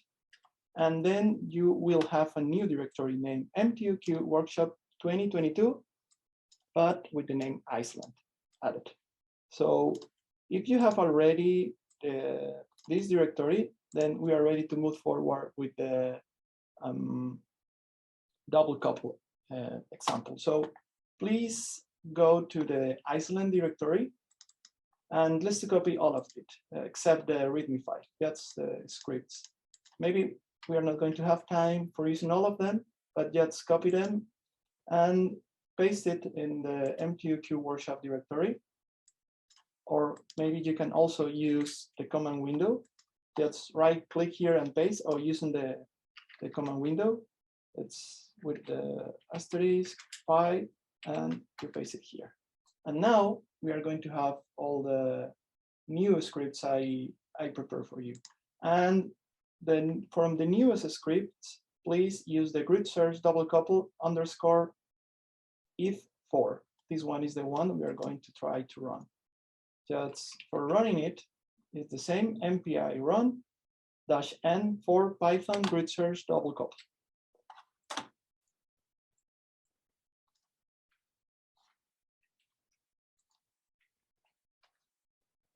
And then your grid search double couple is going to run again. I'm sorry to interrupt, Felix, but we have a couple requests for you to slow down a little bit. Okay, okay, yeah. So I don't know if we can just stop a little bit and wait or attend in some requests. Let's go. Maybe let's get one Iceland example for sure. I was kind of looking at the time to see what's feasible. It won't be to like go through all of them, but the Iceland full moment tensor example, I'm going to send a poll to say who got the Iceland full moment tensor example completed. So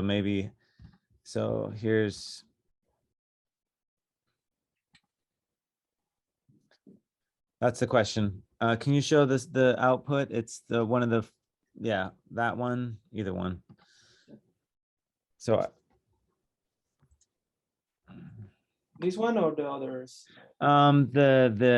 The full moment tensor one, the first one you did. Yeah, this one.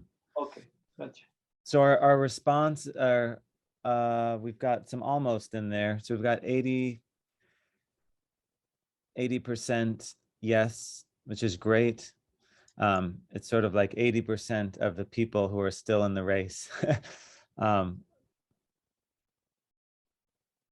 And 4 people at almost and 3 at not yet. So I think it'd be, I mean, probably for this example, just having one of these finished would be great. The rest in principle can be done with the instructions we have. Yep. I think the copying the files, Felix, is that also in the instructions? Yes, yes. Okay. I mean, everything's perfectly clear for moving Okay. forward as your house. Okay, if anyone who's in the not yet or almost, if you have a particular question, you can speak up or put it in the chat. So Glenn just pointed out something interesting. He said that the double couple search is super fast, and basically this is the conclusion of this example. So great that you noticed, Glenn. I mean, one way also of thinking about that is that at every beach ball on this loon, we're doing an exact double couple search over all possible orientations. So not a double couple search, but it's a search over the orientation. So you look at how much larger that space gets. I would say you can go forward, Felix, just in the interest of getting maybe one couple more events done, and go ahead. Yeah. So please, if you already passed through this successfully, just run the Python grid share double couple for the event fork. And what we can see here, if you're already here, just please open your files. If you want to identify them, just look for the double couple name, just 2014, etc. double couple underscore waveforms, misfit and beach ball, etc. So the first thing we see here is the misfit is not too bad. Actually, I would say, being the newest in the crew of MTUQ, I would say that is an acceptable misfit. So we have very well-defined strike, dip, and rake, despite of not having a perfect azimuthal coverage. And it's also very interesting that the fit between the observant and syncretic seismogram is pretty much the same. If we compare the both misfits with the double couple, increase the misfit, and the non-double couple, it's a little bit better, but not too much. It's the same order of magnitude. But the price we are paying for having a full moment tensor grid search is higher. So in these cases, we have to analyze with maybe what is the more convenient grid search in our case, because the difference of the prices are completely meaningful. So are completely important, sorry. So for instance, if you do a full moment tensor grid search, if you increase the resolution of your full moment tensor grid search, let's say 20 points per axis as Julian did, then you are going to test more than 6 million of different moment tensors, adding the loon coordinates plus the strike, dip, and rake. If you only make the double couple, then it's to the power of 3. So increasing the number of points is going to be by far more expensive in the full moment tensor grid search than in the double couple one. So basically, we have a finer grid search in the double couples because we have 40 points per axis. But this finer grid search it's in a more restricted space. So this is the trade-off between I want to grid search over a broader space, but in a coarse way, if I don't have the computational resources, or maybe it's better to have a restricted space for searching, but make a very fine grid search. So this is the kind of things that we need to evaluate in order to decide. In some cases, it's very clear because you expect your earthquake to be double coupled. In some cases, it's clear the full moment tensor, like the Julian's example. But in some cases, like Iceland, it's kind of tricky because you don't know what to expect based on the historical events. So for me, that's why this kind of tools are very interesting for explore the solution space in the specific case of Icelandic caldera collapse events. So I would like to know if everybody is at this point or having the double couple and the non-double couple solution without any issue of there is if there is any doubt or anything is not working. I'll ask the question just to see, but actually, Felix, we may be at the point where if you maybe just going slowly through your slides, but not running anything would be fine. I mean, we've kind of demonstrated, aside from the very minor fixes to the instructions, like people can actually go back and run this, like they have the container. So, you know, in the interest of having some time for open discussion, why don't you just step through and show what you did rather than actually run them? Does that sound okay? Yeah, so if, so the extra steps that it's very clear, I think, what you have to do. So the next step is in the MTUQ workshop Iceland directory. If you go to the README file, you are going to see some extra lines in the script here. So if you want, for instance, in the future, later, tomorrow, to test your own events, and maybe you can access to your waveforms via Iris servers, so you can just copy these lines, and just after the add these lines, just copy them and go to MPISAP and open the event input MTUQ 2022 and paste at the bottom, but be careful of pasting it just before the return event info, not below, just after. So below the last line, but above the return event info line. And once you paste it, you are going to have two new options. So far, before my example, we had 4 options, but now we have 2 new options for Icelandic events, number 5 and number 6. So if you want to create your own example, please do it and follow the lines are very clear. So you can keep most of the lines as they come.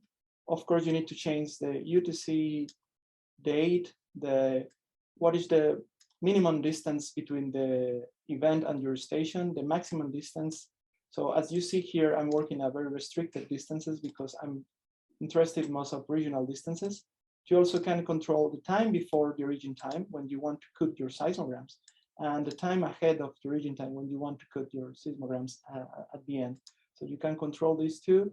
And you can also control the channel. So you need to figure out in Iris what is the network of the station you are interested. Also the channel, HH in my case. And if you already identified certain number of stations that you know it's going to work for a workshop example, then just paste it.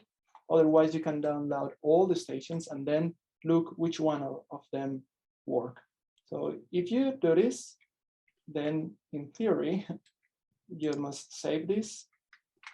And just for finishing and showing what I have done, and copy, copy this command. Python, where is the Python run get waveform command? And paste it. Felix, we're seeing the just the slides right now, the thorough grid search example. Okay, so, are you seeing my screen? We're seeing your screen, but the thorough grid search example. Oh, yes. So copy this Python run get form about input MTUQ 5 which is the new option. And so if you already saved the script, close it and paste in, but not in the MTUQ workshop directory. Do it in the bicep directory. And paste it. And then you are going to download the data for this new event.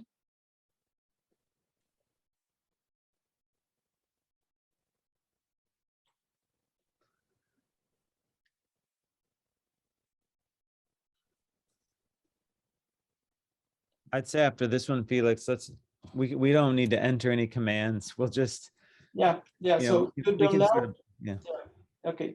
And if you follow all the commands, you're going to notice something beautiful for this large event. This is a magnitude 5.2 event, different from the magnitude 4.6. And the thing that you are going to observe is, at least from the parameters, at least for this specific case, you cannot reconcile the amplitude of the body waves and the surface waves at the same time. So if you go ahead, you will see for the magnitude 4.6 earthquake, with a single magnitude, you can fit the amplitude for the body waves and the surface waves.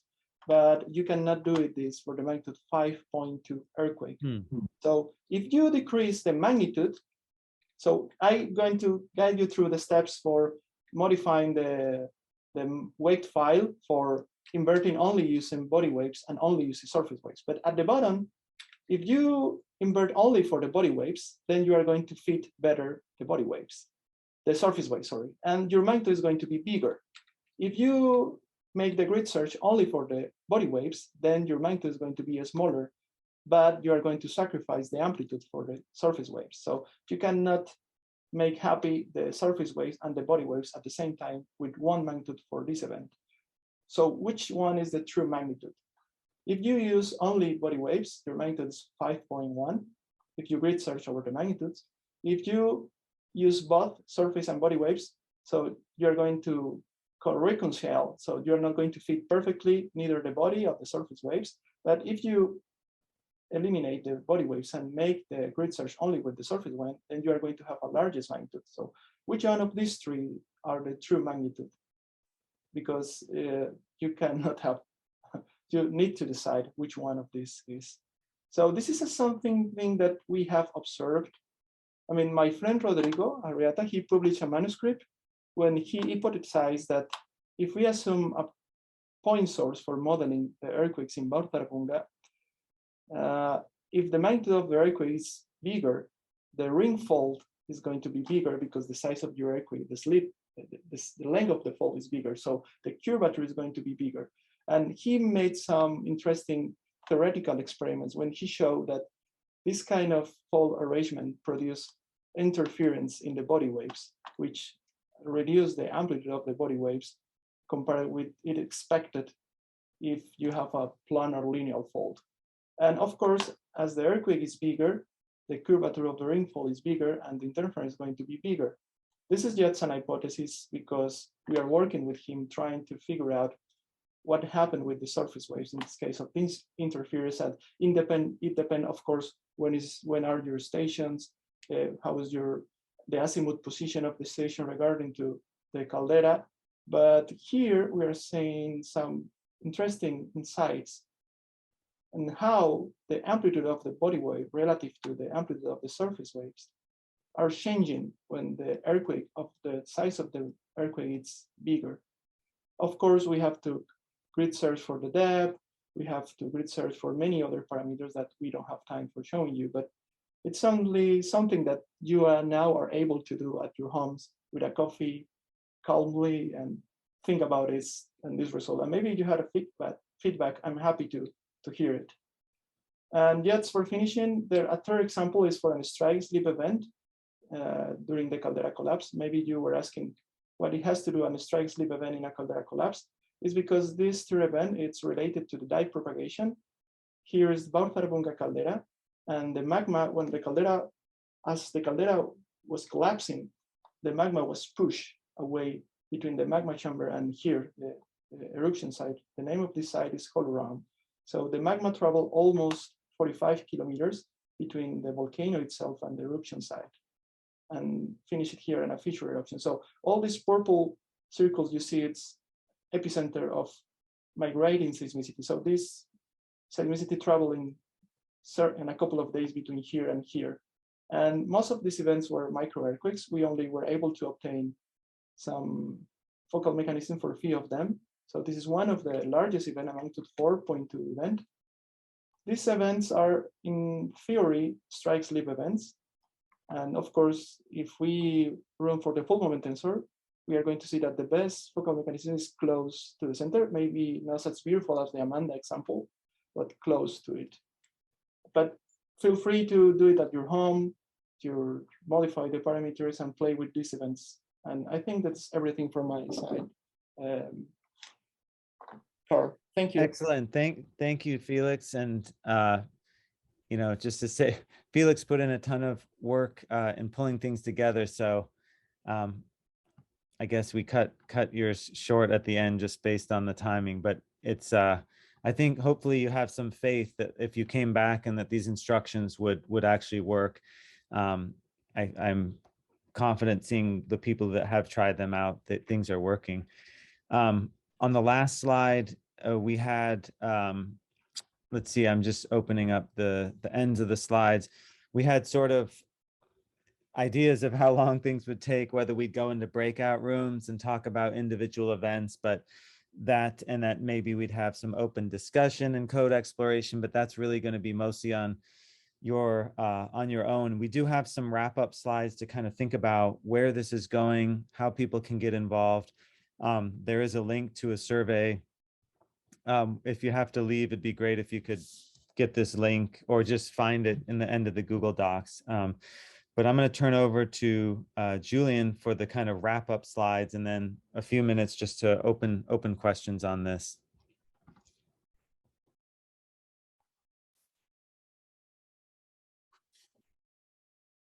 Unmute.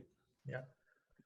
So yeah, I wanted to start by thanking you for following the workshop along with us. So it's the first time we're organizing it. So hopefully there'll be more.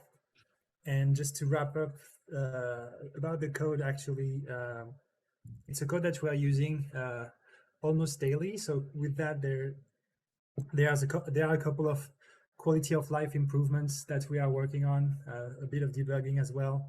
So that comes under the form of trying to implement nicer output files. So we eased post-processing, so we don't have to run example again and again to regenerate figures, to change some parameters. So we're trying to simplify the life of users dealing with the code. Amanda spent also a lot of time putting together some new plotting function. So we are integrating PyGMT within the code at the moment. So maybe in the future, we won't have to rely on calling GMT script, but instead we'll have a nice homogeneous all Python environment. So it's a code that's evolving. So today we haven't talked about everything, but for the moment we can already use MTUQ to estimate moment tensor and hypercenter at the same time. It takes a bit of time if you want to do it with the grid search, but it's a possibility. We've also tested it with complex source time functions. So if you have a source time function, instead of using the wavelets, the trapezoid wavelet that we've used in the workshop, you could potentially just convolve it with any more complex source time function that you have. We are also currently working with Liangding and myself, both working on two stochastic algorithm to sample more efficiently the misfit, because basically one of the end goal would be to be able to push further than just doing simple grid search and having something more efficient to unlock new possibilities. We have a set of quantification tools for moment tensor uncertainty, because we don't look only at the misfits. I know Ryan has been working on maximum likelihood estimation. We have variance reduction maps as well. There's also potentially other things that we might want to include in the code in the future. So that is some tools that we've been working on, but not everything is completely implemented. As you see that this column is completely empty. And also, I know that the group at University of South Florida has been working very hard to work on a set of Iranian data which are not available openly on Iris. So we're looking forward to having users using more complex data structure with potentially difficult data metadata to work with. And so I'll be focusing a bit more time on the thing you might get excited about, which is going beyond grid search and having those kind of stochastic sampling method that Liang and I are working on. So Liang is working on the Hamiltonian Monte Carlo. So I know he's, I guess, in the submission stage or review stage of his paper, so we won't discuss much about it, but it's basically an evolution of the Markov chain Monte Carlo sampling, which use local gradient information to speed up the search of the misfit space. So it's a very efficient Markov chain Monte Carlo sort of algorithm that instead of giving you one solution and a misfit map, will give you a posterior distribution. So it will be a way to rapidly estimate the shape of the misfit without having an exhaustive grid search. And I'm personally working on this covariance matrix adaptation evolution strategy, which is a black box optimization method that's been used in a lot of field except for geosciences. So I'm also trying to bring a bit of light on this algorithm that I like a lot and that I find very efficient. So you can see the animation of here the HMC going up and down the gradient by using some gradient information.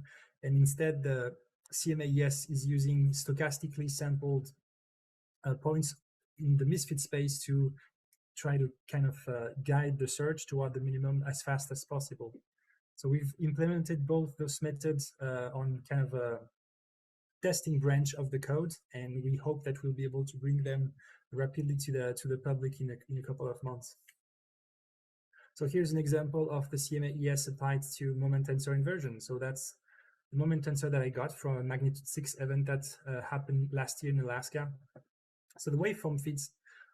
By not using grid search, I'm still able to get a good solution. So one of the good things is that here I am not limited to the grid parameters. If the global solution is in between grid points, you might be able to find it better and it's going to converge. So here the red crosses are the successive estimation of my moment tensor. You see that we converge toward the low misfit region. And all of the small dots, the yellow to blue, are the history of samples. So this black box optimization method, if we look at the history of samples, we get kind of a broad view of what's happening inside of the misfit space. And if we compare that to one of the grid search method that's in MTUQ, which is a random grid search, well, with only 8,000 samples, we are able to get an estimate of this shape of the misfits, this part here, that you would only get if you were to search between 10 to the power 6 or 10 to the power 7 samples. So that's a very significant speed up. And that's enabled by the fact that there's most of the samples, so actually it's about 70% of the samples that are located within this region of the misfit. So what this algorithm is doing actually is that it's able to sample quite significantly the misfits, but it focuses the computational resources on the part that really matter, which is the low misfit regions here. And what that enables is that if we are able to reduce significantly the cost of evaluating finding the best solution and also evaluating the misfits, well, that allows us to add to the number of unknown we are searching for. And so with this same setup with the CMAES, I've also been able to, for another event, invert at the same time for the moment tensor, the magnitude, the depth, and the latitude and longitude. So if you were to do that with a grid search, that would significantly increase the number of grid points you would be looking at. But here it's remaining tractable. I think I've done this one on my local machine. It was not even running on a HPC cluster. And so I've searched a 45 by 45 kilometer zone. And even if I end up a few kilometers away from the catalog solution, which might not be perfect anyway, you see that I'm able to look around in the misfit space and actually have a very good constraint on the depth. As you can see, there's a very thin line of uncertainty over the depth range. And another maybe more exotic application of the CMAES, but that is related to moment tensor inversion, is that, as I mentioned yesterday, we've submitted a JRL paper on the Tonga eruption that we hypothesize is the succession of explosion, and we've used the CMAES to do an iterative estimation of the source time function. So we hypothesize that it could be a succession of 4 repeated explosion, and so we've used this black box algorithm trying to find the onset time of each of these sub-events that we represented as a Gaussian function, and trying to find their relative amplitude. So we don't have a lot of unknowns here. We have 8 unknown, which are the location on the time axis and the relative amplitude. And with a couple of minutes of search on the local computer as well, it was able to help us find the source time function that best fits not just this waveform, but a set of 10 different waveforms from 5 stations, fitting both the vertical and the radial components. So it's a very, it's a nimble algorithm. You can use it on a lot of problems that have small number of parameters. So I think it's particularly well suited for what we're trying to achieve with the moment tensor code. Another plug into the GitHub we have, please, if you are interested, go on the GitHub page and at least watch the GitHub repository. So you keep in touch with the evolution of the code we have. So as I said, we are excited about the new capabilities we're bringing to the code.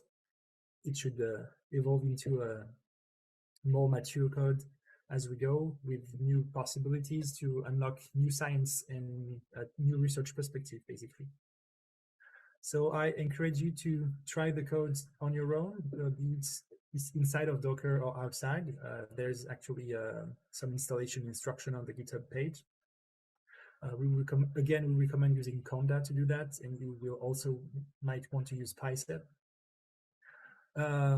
If you encounter any issue on the code, please don't hesitate to open an issue at GitHub or get in touch with us.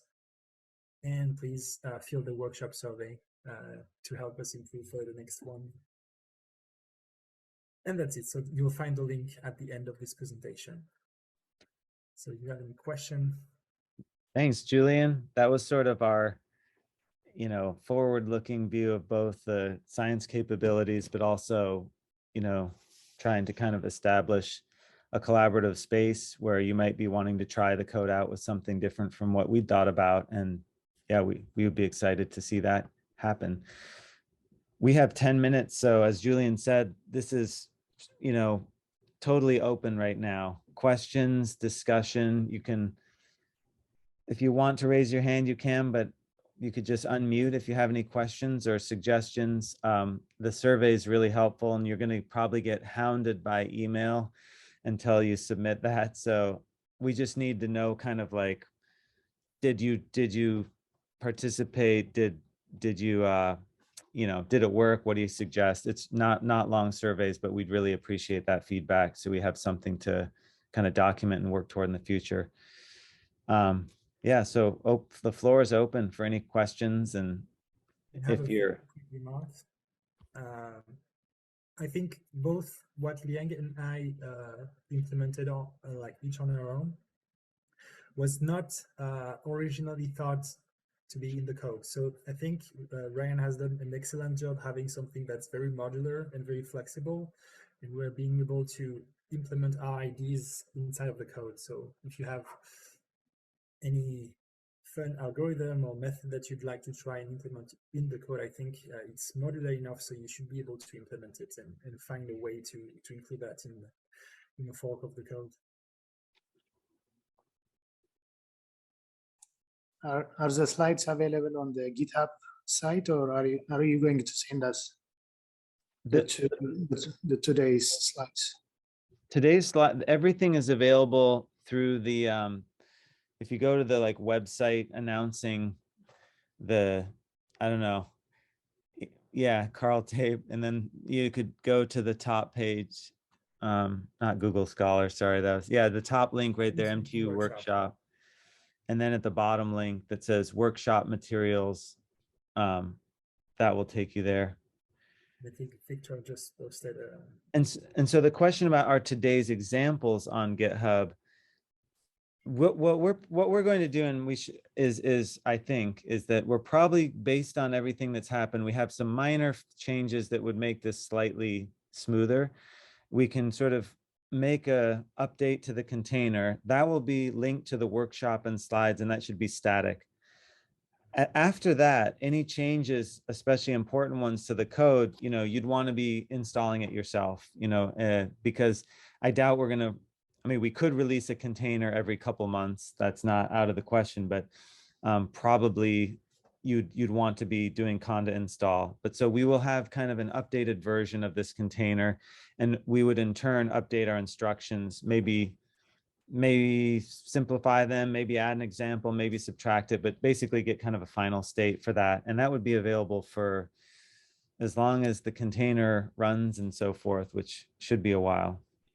Yeah, if you want the slides, you can export to PDF.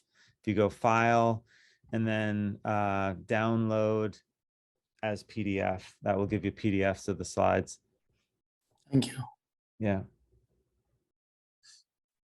Currently, the GitHub only contains, the main MTUQ GitHub only contains the data for the Anchorage earthquake 2009 that we saw on first day. Yeah, you would have to go through the whole, I mean, you definitely want to go from start to finish for things to work, because at some point in there, we're grabbing data, grabbing synthetics. And then that container, just to be clear, has basically three things. One is this PySet package, one is MTUQ, and then there's a patched version of the FK code that's Lupe Ju's. So there is no single GitHub clone to get the container. It's a stitching of three different things with the environment set up and everything. And maybe we could also provide exactly what commands were used to make the container, just so you can see it's not beyond any of our ability to set a lot of that stuff up yourself. Maybe not the container, but the pieces that go into it.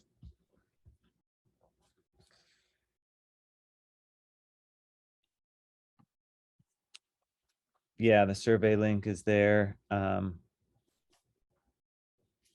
50 folks lasted this long. It's probably in a regular workshop with this amount of coding, we would have a half-hour coffee break, go outside, breathe some air. But time is kind of tight, and we feel like this was about the right scope for the people who are really interested to see this, which yeah, we're really thrilled to have this many people. Question down there, micro earthquakes, definitely. So just to give you an example, the challenge we ran, okay, so for micro earthquakes, you're beginning looking at sort of like high frequency with body waves, so maybe like 2 to 10 hertz. We did look at Urarunku volcano, one of the earlier papers. It wasn't with MTUQ, but the challenge is high frequency, fitting first motion waveforms, first motion polarities, and also perhaps the shape of the waveform. That was at sort of like 2 to 8 hertz or something like that. So that can all be done. It's a small window, but it does come with, I don't think we've run MTUQ on the older data set at those really high frequencies. You have to be careful about windowing and filtering when you're looking at just a snippet of information. So yeah, micro earthquakes should be possible, but comes with the same challenge of trying to estimate the wiggle for wiggle when you have such huge amplitude differences, for example. Oh yeah, question from earlier. Comparisons of MTUQ to MT-time, MT-inv. MT-time, I think, was the TDMT, the Draeger code or the Python version. We have not directly run that, though. A lot of the things we're trying to do is motivated with very similar approach. In terms of, there's body waves, surface waves, polarities, and it's kind of biggest difference is probably this framework of trying to stitch with different synthetic functions, make sure it works in HPC. So some of these components are not available to all codes, and those direct comparisons probably have not been done. I'm not aware of someone who's sort of like immersed running the same event in different standard codes.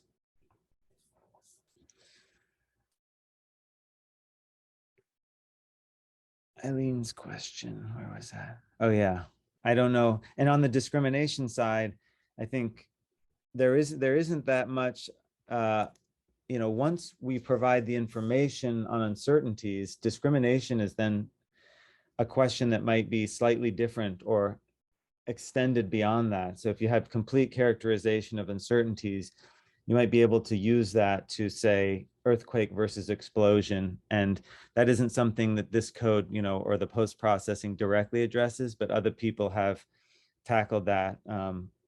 Kraft and Ford is one paper that comes to mind of trying to use this similar framework, but to answer that question of explosion versus earthquake.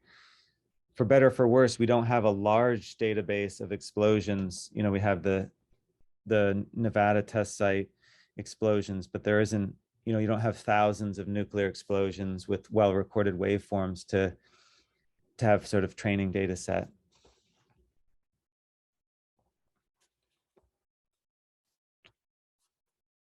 Well, on the rest, you kind of see who we are. You can find individuals' emails for the sort of code related, workshop related stuff. We do have the MTUcode@gmail.com is probably the best place, but I think that's about all I have. Are we missing anything major here, folks?